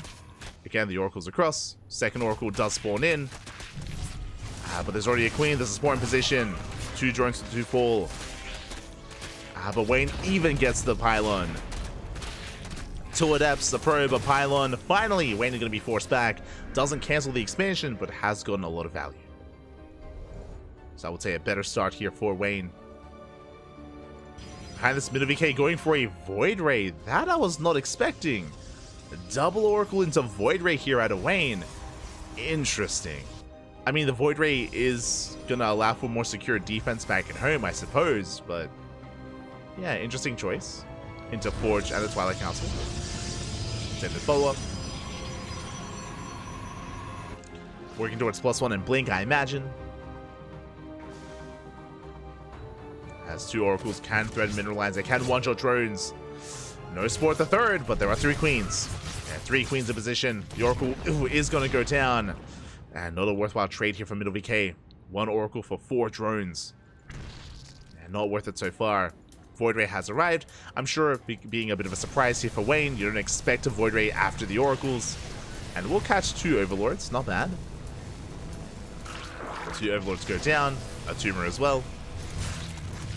Some nice value here with the Void Ray. As the middle VK is being active on the map, moving out with the depths. Wayne skipping the Roach Warren, going Ling, Bane, Hydra. Is a little bit greedy here, but should be able to get away with it. As the depths commit to the shade. Lings are in position. And middle VK will get 3, we'll get 4 drone kills. Not bad, but that's going to be for 2 Adepts. Can we get another? 5? Okay, not bad. 5 drones. 5 drones go down. But alas, that forced all these links to be made, and now Wayne is going for a massive counterattack. There is a shield battery, thankfully, but not much on the ground, which means Wayne could even go for the shield battery. Alas, going to pull away. Catching, transferring workers. We'll get 1. We'll get 2. 2 probes go down. And Wayne is happily droning up, getting up to 3 base saturation. 4th hatchery on the way as well. Is being droned up. And Wayne is able to embrace Ling, Bane, Hydra. Ling, Hydra into, ideally, lurkers. Now, this can be punished, especially if Middle VK had opened up Charge, opened up Archons, opened up a little bit differently. But as Middle VK is embracing Blink Stalkers, Wayne should get away with this. Is going for a Gateway Explosion, building up towards higher tech.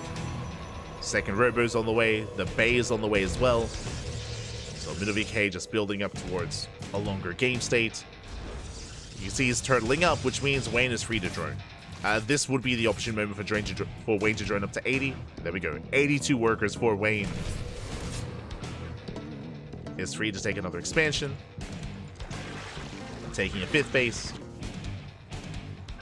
Can take into an infestation pit, into a lurker den, into hive tech as well. We'll see where Wayne does take us and what he gets away with.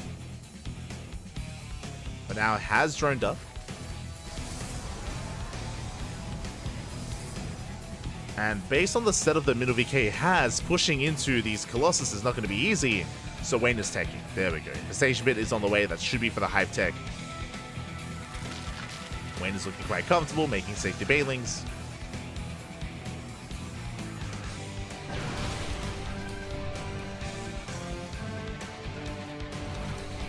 Middle taking the Zolnagas.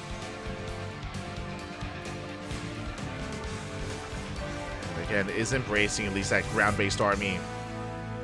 Going to the Colossus.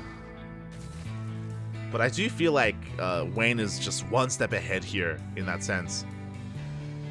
I don't think Mindle's been aggressive enough or assertive enough early on to allow himself to actually take up like this. What I'm concerned by here is that by the time MinoVK builds up a decent enough Colossus count, up to 4 Colossus, Wayne is going to be maxed. Wayne is going to be maxed out, and he wants to fight out on the map. He wants MinoVK to push into him. And I'm worried it's going to happen. I'm concerned by it. Rock's have been knocked down. This location is pretty wide open. Hive is on the way. That should be for the Vipers. And the lurker upgrades. Wings, dude. They do barely break in. Kind of. There we go. At the same time, Wayne, he does hit the 3rd. Bailey's going for the mineral line. Main army getting caught up. And then Bailey's they will crash in. They barely will. 7 probes going down. 8 workers. Not too bad. Not too heavy losses here for MinoVK. But again, he's still stuck at home. And Wayne, the hive is now done. Hive is now done. The lurkers on the way. 13 lunkers here for Wayne. Ay, ay, ay. 13 lurkers. No Vipers yet. Just focusing on lurker upgrades. Focusing on those upgrades. Speaking of Wayne sticking or staying on 1-1, more concerned about taking up into lurkers and even getting into that 1 Viper as well.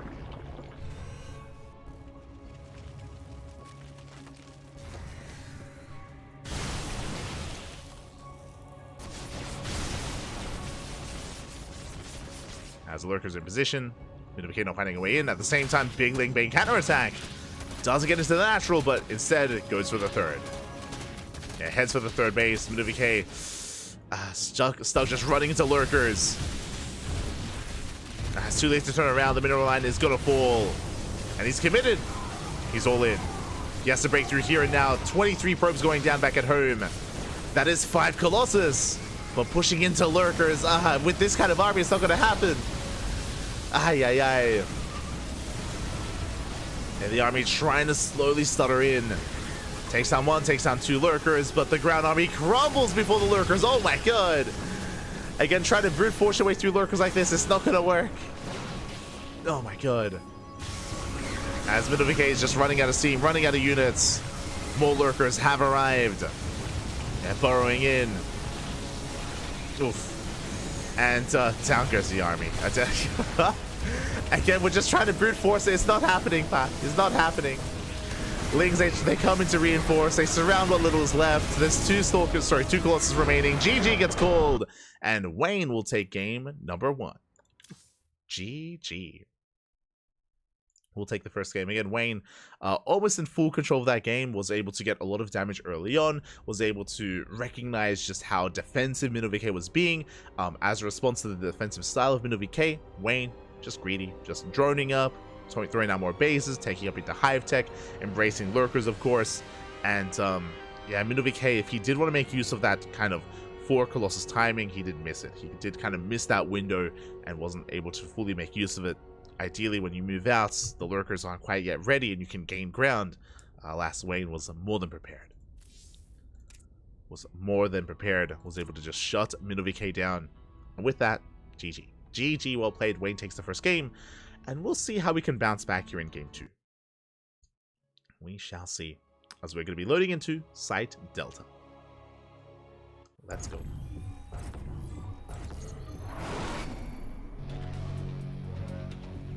Spawning in the bottom right-hand corner of Site Delta, we have the Red Zerg player. The Red Zerg representing Starlight Twinkle leading the series 1-0. It is Wayne. And spawning in the top left-hand corner, we have the Blue Protoss player representing Sidestorm Gaming. It is Mindel VK. We go. Again, it was just a rough game state there for Mindel VK, just building up towards this big Colossus timing. Unfortunately, he was delayed, he was forced back, his mineral lines were being punished. He kind of stumbled his way into the mid-game there, into his push. And Wayne was more than ready for it. And we'll see how things can differ here on Site Delta. See what Mindel VK has in store for us. Again, Mindel VK, he has brought it to Wayne in the past, has done it before. We'll see if he can do it again. So probe is moving out. Likewise, hatch gas pool opener out of Wayne. A standard setup. Easing our way in. In the last series, we had Nikish, going for a bait bus and going for an all-in. Here, not the case. Just calming things down. And we'll see how Mindel VK will adjust his approach. I can't imagine he's going to go for the same style 2 games in a row for the same build. I can't imagine. We have seen Mindel VK mix it up before.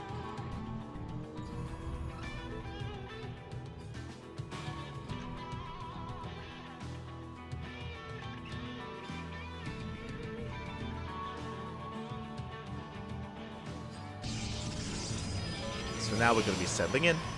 We'll keep an eye on the tech of choice for Mindel VK. Interesting position for the second pylon is what I will say.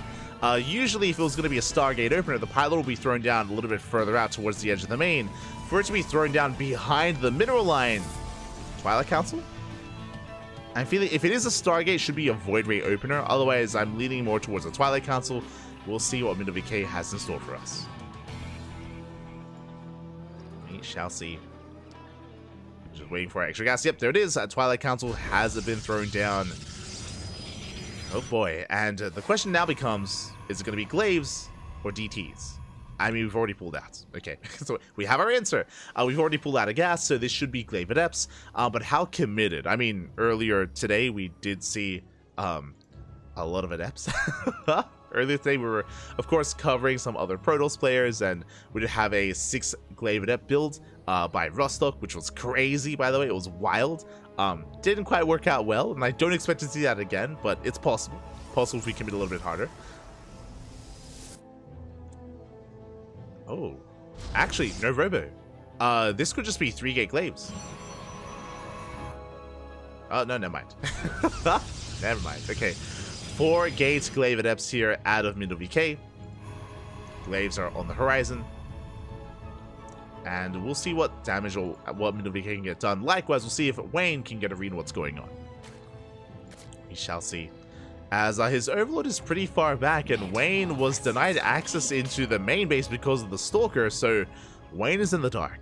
Now, this Ling move out, this Ling Scout is going to get eyes on the lack of expansion, and is going to recognize as well that, again, the opener is a little bit different. That, of course, is going to deny the third, but there is no third. Okay, I am a little bit concerned. I mean, the Stalker is a bit of a tell. Shield battery as well. Yep, immediately, Roach Warren. There we go. Wayne, he does recognize something is wrong, something is amiss. This does not look standard.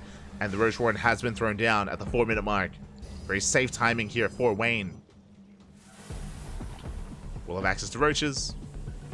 Now, what's interesting about this build by Mindel VK, no Robo. No Robo has been thrown down. That means no no Robo, no Warp Prism, no reinforcements across the map. Mindel VK is going to be warping in defensively back at home first, like warping in a massive wave of Adepts, and then moving out just the long way instead. It means it's going to be a bit of a later timing here, but because he didn't take a Robo, because he didn't invest into a Robo, we can afford a third. So this is like a macro Glaive Adept build. It's interesting. It's interesting because usually when we see this, it's 3 gate, right? Usually it's 3 gate glaives into a third, but this is 4 gateways. So it's, yeah, a little bit different. It's slightly more committed. As the glaives have arrived, Queen's buying some time. No single Queen does go down. And behind this, we have Lings, we have Roaches amassing as well. The Adepts don't get into the mineral line. They do not get in. Yeah, they're being shut down. And they will get 1. They get 2 drone kills. They shade into the main as well, getting a 3rd, getting a 4th drone. Some extra damage towards the end. Oof. But that's 4 drones for how many Adepts? 10.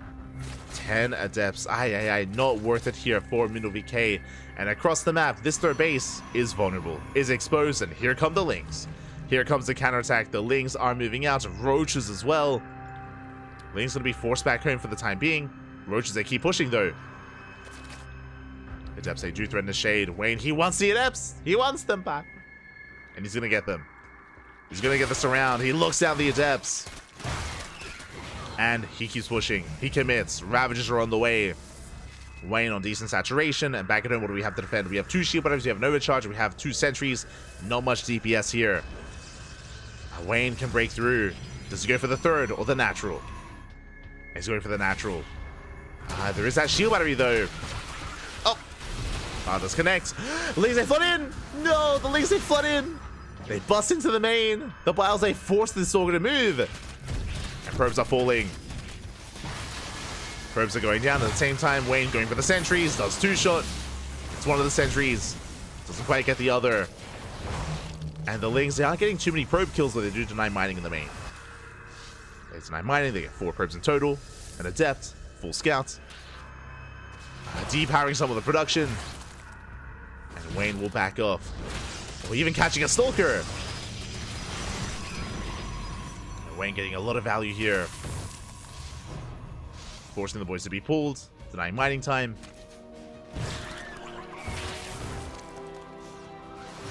Wayne still trying to gain value here. Is punished. Takes down a Roach. I speak up there by MinnowVK. And back at home, Wayne now expanding. Taking a 4th. Droning up, getting up to 61 workers. Lair is now done, and I believe Roach Speed did just finish.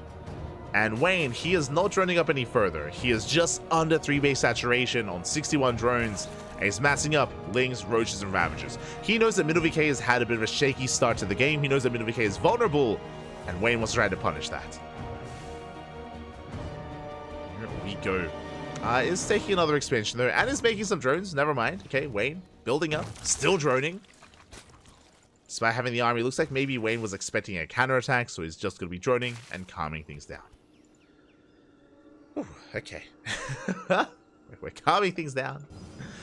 Meanwhile, I mean, it's going to work out decently well here because MinnowVK is coming to Wayne. That's a lot of sentries.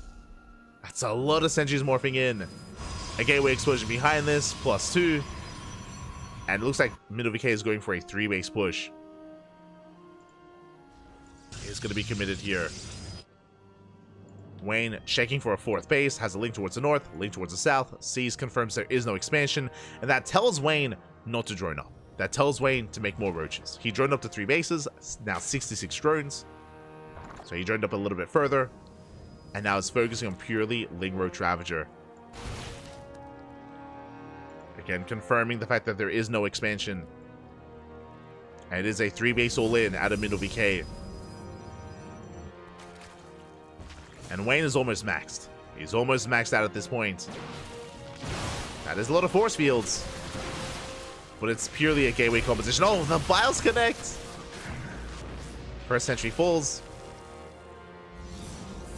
Wayne going for a counterattack, or at least threatening one.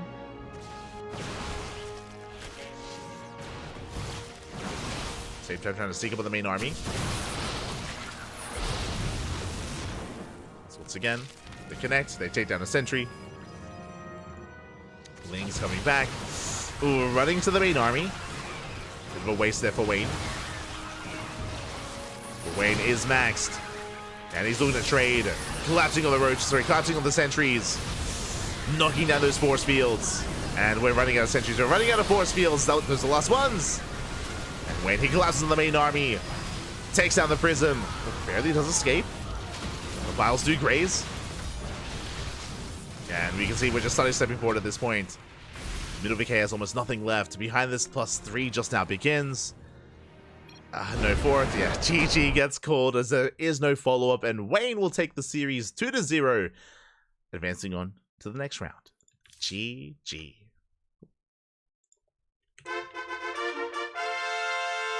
GG, well played. Wayne will take the series. Again, Middle VK went for an interesting opener, something that I don't see too often, which was like a quote-unquote macro glaive adept build, but off of 4 gates. Like I've often seen that build with 3 gateways. I think Strange started. Strange, I think he did begin it, and some other European Protoss players did follow suit. But that was a little bit more committed with 4 gateways. Alas, the Adepts just didn't get much done. They killed 4 drones, right? It was 4 workers for 10 Adepts.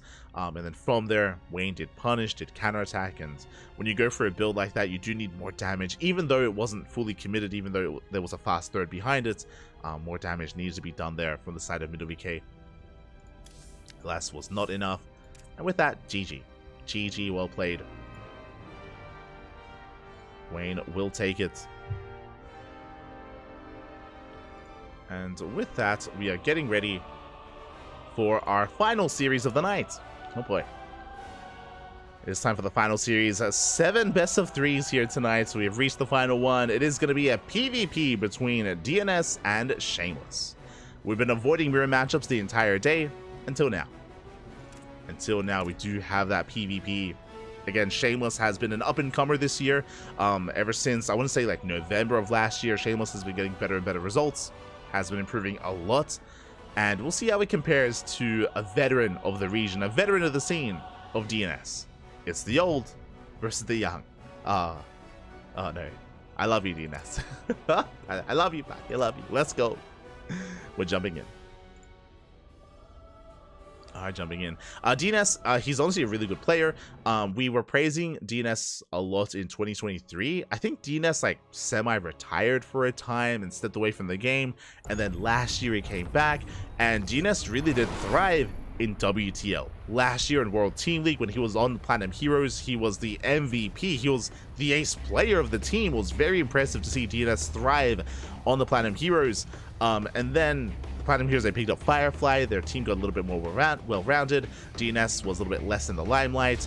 And this season, this most recent season of WTL, he switched over to Berserker Esports, where he was able to, once again, reprise his role in WTL and did quite well for himself. Here we go, we're jumping into game number 1 and spawning in the bottom left-hand corner of Crimson Court. We have our French Protoss player, the Red Protoss, representing Berserker Esports. It is DNS. And spawning in the top right-hand corner, we have the opponent. We have the blue Protoss player representing Team Twisted Minds. It is Shameless. Again, Shameless, the young up-and-comer, throwing down the juice box, as he always does.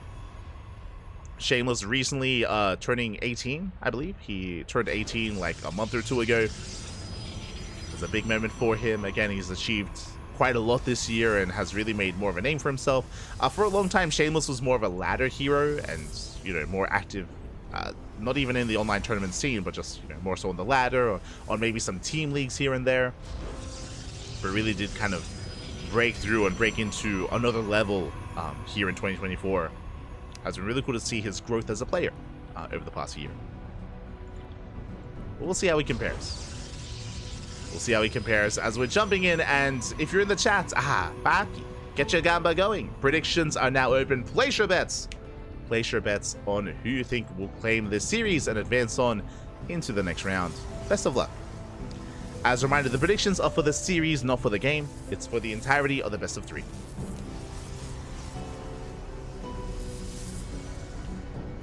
we go.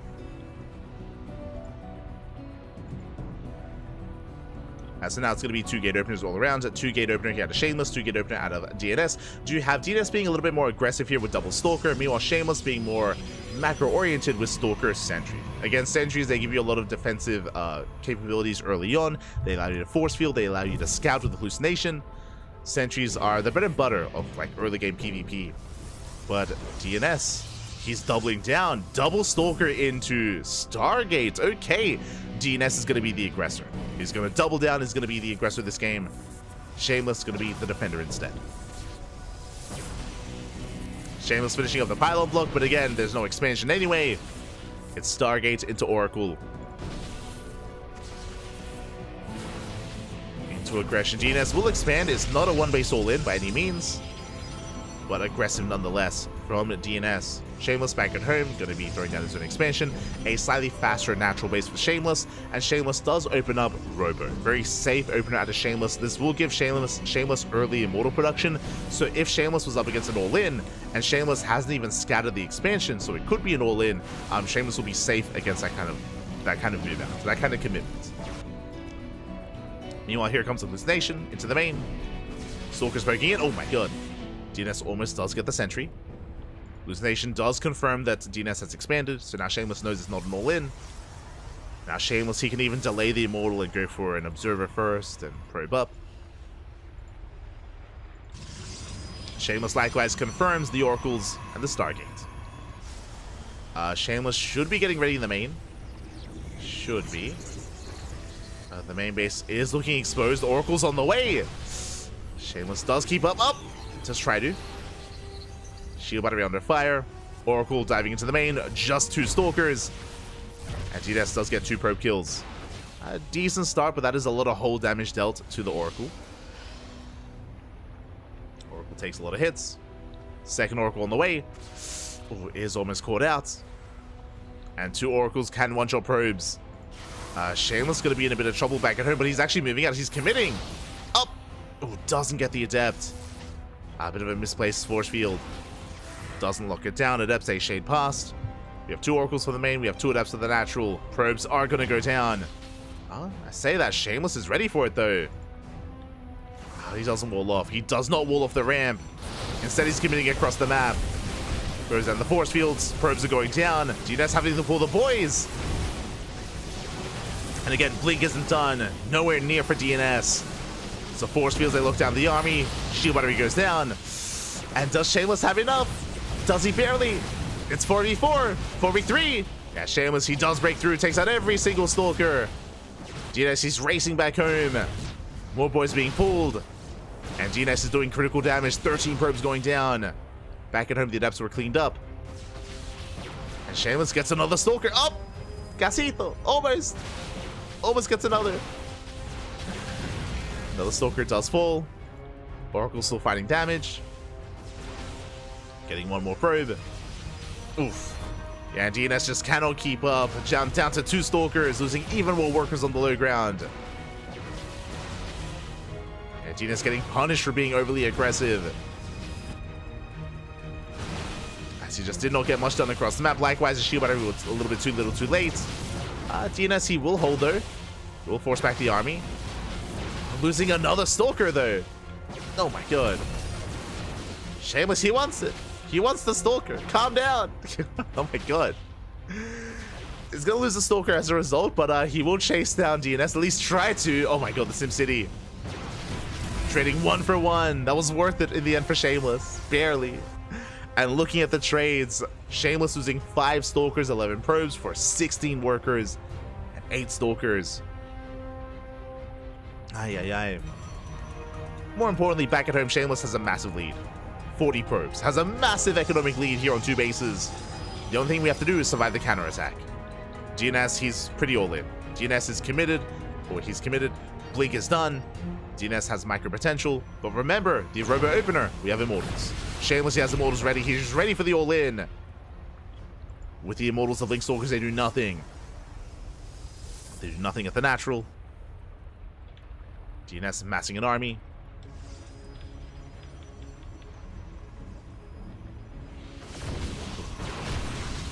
He's trying to break through, but now we have a second Immortal. And with the help of 2 Immortals, Shameless, he's not going to be broken. There's no shot. The Oracles have potential to maybe catch a mineral line, but alas, Shameless is ready. 3 Stalkers in both locations, both the natural and the main. And the Immortals, they break out. Oh, they punish the Stalkers. 3rd base now on the way. Shameless getting further ahead. These Blink Stalkers have to find some damage. Either a stray Immortal, some stray units, some Mineral Line. Something. Ah, but they can't. Shameless, he's ready, pal. He's shameless. Ah. Is in position. DNS taking his own third, later than his opponents.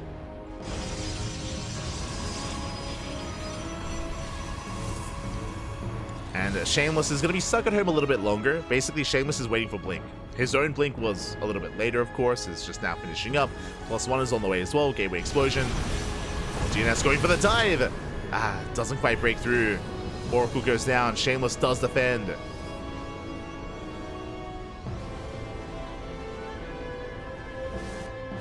But extra third, Hallucination confirms that DNS is expanding, so Shameless now knows that there's no 2-base all-in. Shameless can breathe easy.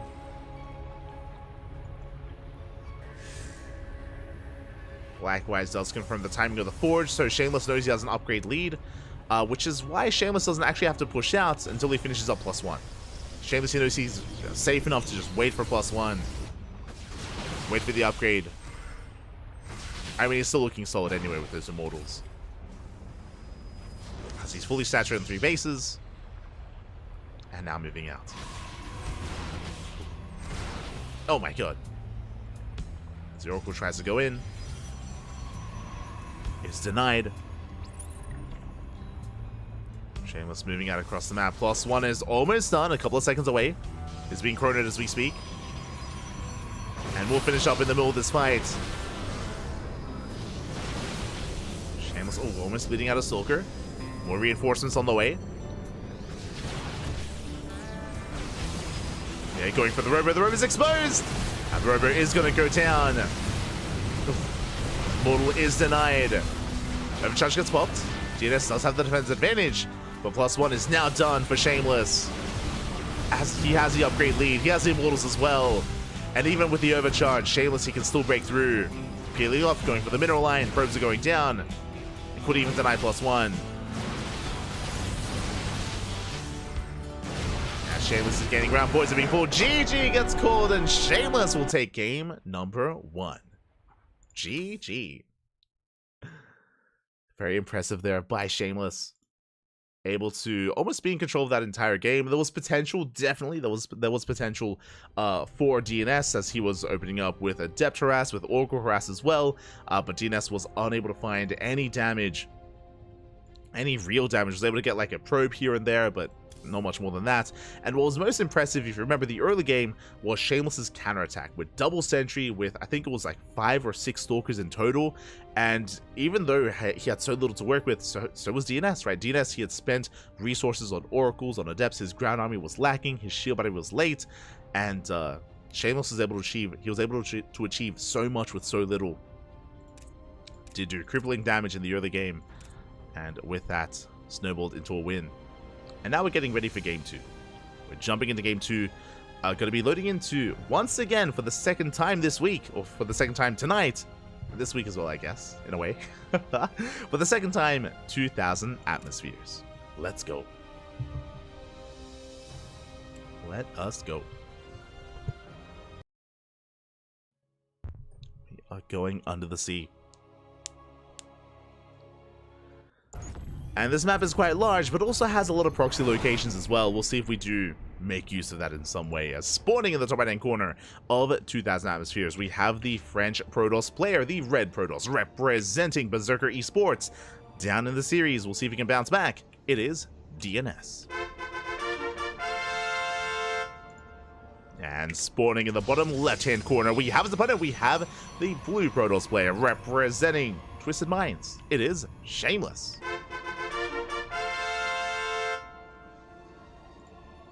We go. And Shameless does have a nice lead so far, but a lot of it was because of the failed aggression of DNS. DNS, he did open up quite assertively, and there was a lot of pressure on DNS to get damage done, was unable to, and was punished as a result. I'm sure we'll see maybe something a little bit different out of DNS. Meanwhile, Shameless, with this lead, has the opportunity to be aggressive himself. Could turn the tables on DNS. Probe Scout is coming in.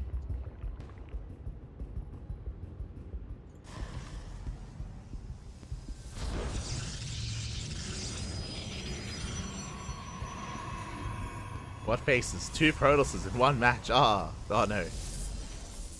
They're all over each other.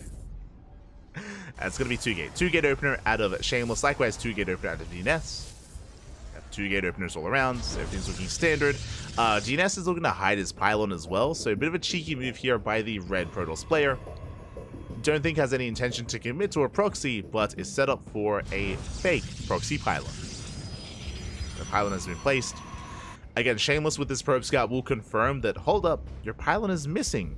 What exactly is going on? And the hope here for DNS is to try to force an overreaction or to force some inefficiencies out of Shameless, trying to make it look like he's cheesing when he isn't. A second pylon is in the main base for Shameless. DNS coming in for the scout. And DNS opening up Stalker Sentry. So a standard opener here out of DNS. Meanwhile, Shameless opening up, interesting, Stalker Adept. Okay, not quite the combination I was expecting here. And he's scouting. He's scouting with the scouting probe. He's looking for that pylon, and he will find it real quick. Oh my god. Very fortunate for Shameless. The probe, I believe, should come across the pylon. I believe the vision should be far enough. Oh, there we go. Pylon is scouted, and Shameless can now breathe easy. He now is fully aware that it is a standard opener from DNS. Is aware. Back at home, ooh, it's going to be a Stargate before expand. As I mentioned, I mean, Shameless has the opportunity to be aggressive this time, and he is. With the Stargate, should be an Oracle. Should be an Oracle first, into a second Oracle as well. DNS is going to be the first to expand. So now the roles have been reversed. Last game, initially DNS was the aggressor and Shameless was the defender. This time, the opposite. It is now DNS's turn to defend. Hallucination moving out. DNS trying to get a read on whether or not there's an expansion. And the tech of choice. Hallucination will not be denied. And we'll dive into the main. More importantly, should get eyes on the Stargate. Should get eyes. There we go. I am here in the shadow. Hallucination does confirm. Shameless moving out. Up against sentries, has to respect them. Ooh, as a shade is denied, Adept goes down, and we do lock down the initial Stalkers. Very nice catch. And DNS, he shuts down the Adept and the Stalker, and he scattered the Oracle. And DNS is getting in position. Shield battery almost done. Stalkers as well in the mineral line. So far, so good. Yeah, the Oracle pokes in, is denied. Second Oracle's on the way. And this has been a much stronger start from DNS. Shameless now expanding. And getting into his own fast Twilight Council, working towards Blink. Working in position. DNS is having a hero. Like, it happens to the best of us. Where one player goes for something like DTs and there's zero detection. Zero DTs and there's zero detection. Okay, Robo's on the way. Robo is on the way. Now, if left and right, meanwhile the main armies are clashing, DNS, he does deny the expansion, but that's still so much damage being dealt. That is how many? 21 probe kills! 21! 23! Observers on the way! But this is critical damage. Oh my god. DNS being forced into an all-in. DTs are still wreaking havoc. DNS down to 23 probes. Observer has arrived. But the Invisible Man is just too much. At the same time, the third base is being hit. Shameless just pulling DNS up. Shameless was just buying time with that. Retaking his third base. Getting to his own additional gateways. Forge on the way for +1. Looking at the units tab, we have a comparable Stalker army. 12 versus 12. And DNS, he doesn't move out. He doesn't believe. I don't know if I do. But DNS, he doesn't commit to an all-in. He is probing. DNS, he's resaturating, which means the longer this goes on, the worse it is for DNS. Because Shameless has a greater economy, he's fully saturated on 3 bases. DNS just now getting saturation on his own third. In a mirror matchup, this is brutal. And DNS confirms. The hallucinations, they confirm the production. DNS. On top of that, I mean, if Shameless is too passive, true. Like, if he's too passive, if he takes a 4th and gets a 2nd forge, and I don't know, he just stays at home, then DNS can then recover. That is also true. But Shameless is moving out. Stasis traps on the right-hand side. Again, how do you deal with Immortals? Charge lots. So Shameless is going to be one step ahead in the tech, in a sense. Like whereas DNS supply block for a moment there. Breaks out. Fourth base getting saturated. And Shameless, instead of pushing in, he's just trying to contain. Just containing his opponent on 3 bases.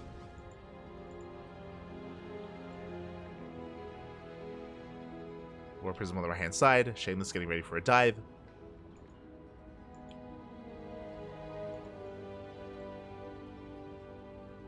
There we go. We were waiting for the charge lots. Gonna try to pull DNS apart and charge lots into the main, and the main army towards the third, or even the natural. DNS does have some stalkers in position. Can try to hold. Drop comes in. A massive Warpin as well. We try to focus on the Prism. Up! Warpin finishes. Prism goes down, but the Zealots, they do bust in. They're going for the shield battery. DNS should be able to defend. At the same time, thanks to the Observer, DNS is still in position. So far, so good. DNS is holding. Forces back the army. Oh, into a concave, though. Has to calm down. Shameless does have +2. Zealots in the main still wreaking havoc. But will be cleaned up. Oof. And DNS bleeding out some Stalkers, though. Does bleed out Stalkers. Defends the main. And Shameless behind this, working towards +3. Getting another expansion. I'm still waiting for that kind of death wall of a Zealot army, though. To embrace more charge lots. Instead, Shameless going for another counterattack. Zealots morphing in. So instead of incorporating Zealots into his main army, he's going for Zealot counterattacks instead of run-bys. Charge now done for DNS. Temple Archives as well. Archon's going to be on the way. Shameless is pushing in. Now up to 4 Immortals. Honestly, this army for DNS against purely Blink Stalkers, I kind of want to favor him. 100%. With 4 Immortals? Pappy. That's an army. Against Zealots, it's a little bit different, but... Against purely Blink Stalkers, I mean, Shameless had the opportunity to take up into something like Disruptors, for example. And opted not to.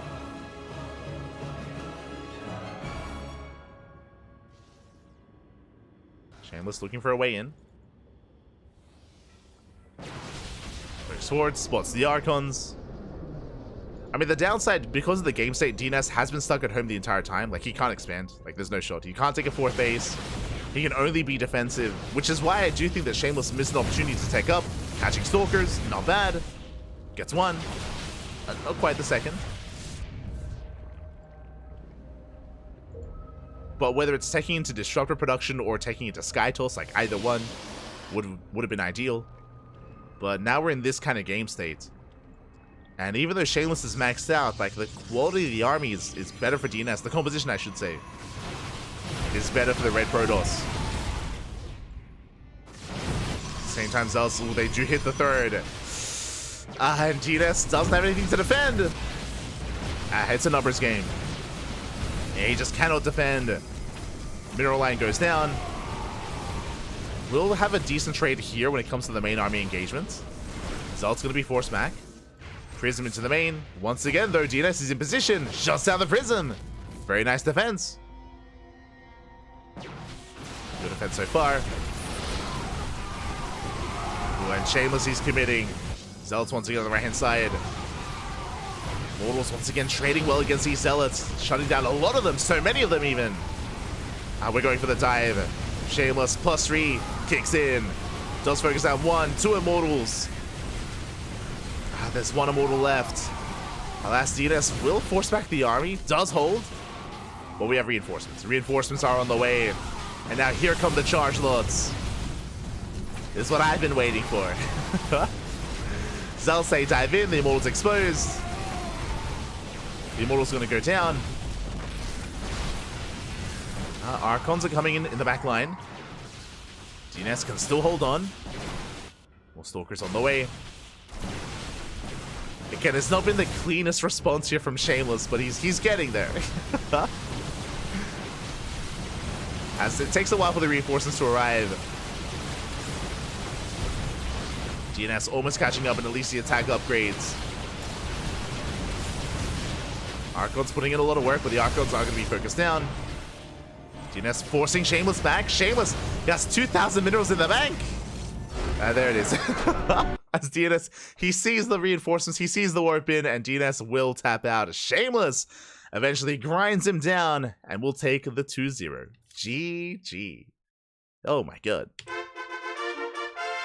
But a shout out to DNS, because again, he was doing well for himself. Like, he was stuck at home and stuck on 3 bases, but he was able to build up his Immortal count, build up his Archon count. Again, Shameless, I don't think, recognized how far ahead he was. As a result, he didn't really tech up too much. Sure, he was ahead in upgrades. He had like 3-1-1. He had shield upgrades and armor upgrades and attack upgrades, of course. But was staying with a gateway composition, so it was very low tech. It was a very cheap army and very low tech as well. So because of that, DNS was able to hold on for as long as he did, but over time was pulled apart. Over time was unable to protect all of his mineral lines and unable to freely expand either. GG. GG, well played. Shameless will take the series, and Shameless will advance on. Congratulations. Congratulations, Papi. Shameless will take it. And again, impressive stuff, considering that DNS, you know, he's been a veteran of the region, a veteran of the European region for many, many years at this point. And Shameless is a newer face on the scene. Very well done. Very well played. Very impressive performance here out of Shameless. And I wish him the best in the upcoming matches in the rest of OSC mid-season playoffs. Best of luck. Best of luck. Yeah, Bobby got. Wait, first Quacker? Oh my god. Oh, wait, what happened? Was Oh, was the stream going down? Oh, I apologize. I apologize. I didn't notice. Oh. Sorry, I was engrossed in the game, and I did not notice that the stream was cutting out. Oh, that's a shame. Oh no, I was just casting. Yeah, apparently like 10 minutes ago or so.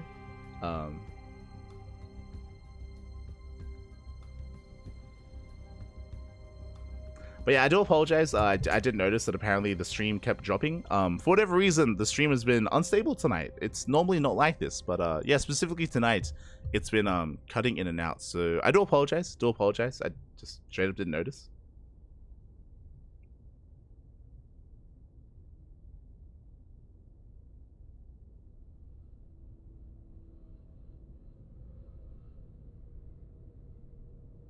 Oh, smurge, Papi, smurge.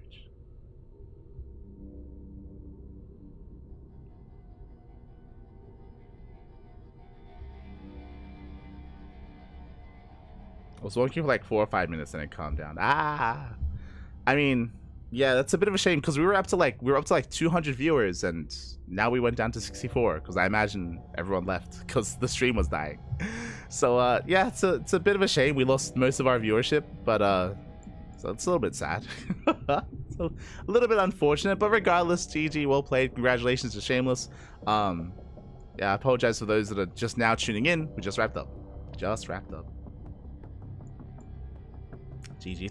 Thank you for those that did stick around, though. Thank you for those that did stick around for the end of the broadcast.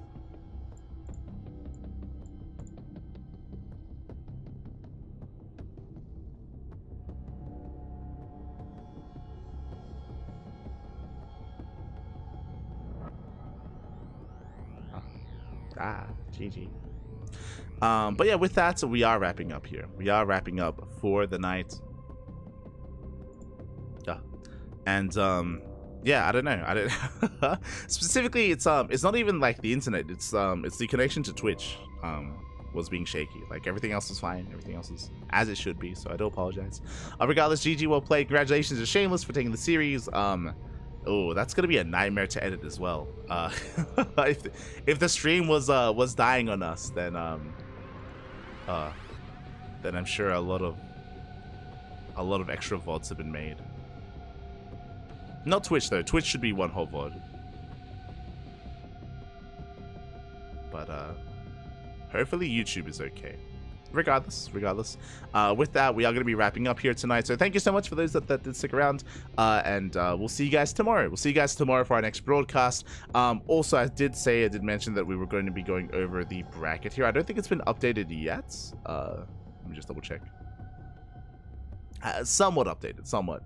Yeah, the event is going to be lasting, I think, a week or over a week of play. So a couple of weeks, actually. It's going to be lasting a couple of weeks, so do tune into the other broadcasts. It's not just going to be here on the CranKy Ducklings, but Wardy and Steadfast and Chicken Man and Dave Testa and many of the other regular OSC casters are going to be covering the OSC mid-season playoffs over the course of the next month. So make sure you tune in, regardless of where the stream is. Regardless of where the matches are, do check them out. Do support OSC. They do so much for the scene. They do so much for StarCraft 2. So much love to OSC. And yeah, best of luck to all those that are competing and all those that are going to be covering the event as well. Oh, best of luck. Best of luck. Otherwise, if you want to tune in to some more CranKy Duckling action, I do apologize that usually the stream is more stable than what it has been tonight, so I do apologize. But you can check us out on all the social medias. You can check us out on Twitter, Facebook, Instagram, YouTube, and Discord, all things CranKy Ducklings. Likewise, you can support us on Patreon as well if you wish. Patreon is set up. You can see it just underneath Shameless's name. The Patreon is set up to fund our tournaments and help grow our events as well. So events like Sparkling Tuna Cup, Sea Duckling Open, and Master Swan Open as well. They're all funded by the community for the community as well. And you can help grow it, if you wish, via Patreon. So that is the place to be. When it comes to our next broadcast, less than 24 hours. In less than 24 hours, tomorrow we're going to be live with something special. We're going to be live with the Pondcast. It is the return of the Pondcast. It has been a very, very long time since the last Pondcast. Let me just quickly double check. Let me just check YouTube. Where are we? Podcast episode 12 was March 11th of 2024, quite some time ago. Before that, it was February 26th of 2023. That was the podcast episode 11. The first podcast was when? 2018. So it's been a while since we've had like regular podcasts. If you're curious, what is the podcast? It's just a bit of a talk show, or I say talk show. It's a bit of a podcast related to StarCraft, of course, where we just go over, events, go over some recent news, go over things that are happening in the scene. We used to more recently have them to kind of as a bit of a pre-show and a bit of an introduction to EPT, especially when it came to the regionals that would come in. So, for example, for EPT Latin America, we would go over all the qualifiers, go over all the players, talk about the up-and-coming players and the players' state of play coming into the regionals as well, to see who to keep an eye out for and stuff like that. We did the same thing for the Oceania region as well. I remember at the time, whenever we did them, a lot of the EPT casters were very receptive and very grateful, just because a lot of them don't cover a lot of those players, so they were able to catch up on them with the Pondcast and then be able to cast them during the regionals themselves, covering players like Oreo and Eggs and NXZ and people from Latin America, North America, and Oceania as well. But instead, this time we're just going to be going over the most recent events, of course, like WTL and EWC, and just having a bit of a discussion and going over stuff and having a bit of a recap. And we're going to try to make it a weekly event as well. We'll see how it goes. We'll adjust the format as it goes as well, and we'll do our best to replace what has been long gone. It's been years since we had the Pylon show. Years since we had the late game and meta, and there just aren't any more SC2 podcasts anymore. There used to be plenty. Remax was another one. Used to be plenty back in the day. They're all gone. They're all gone. They're all gone. So we might bring that back. Another reason why we're bringing it back is because we're free to do so. Up until September, we've been casting on a daily basis, and September moving forward, there's now some free time, there's now some free days in our schedule, so we have time for a talk show. We have some time. Let's go. That's gonna be the plan. We'll see how it goes. Tune in tomorrow.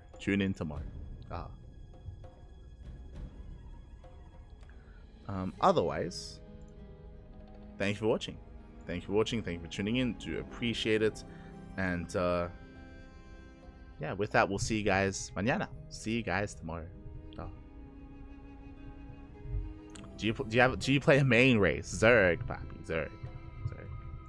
I do ladder streams elsewhere. But otherwise, thank you for watching. Thank you for the support. We'll see you guys tomorrow for the podcast.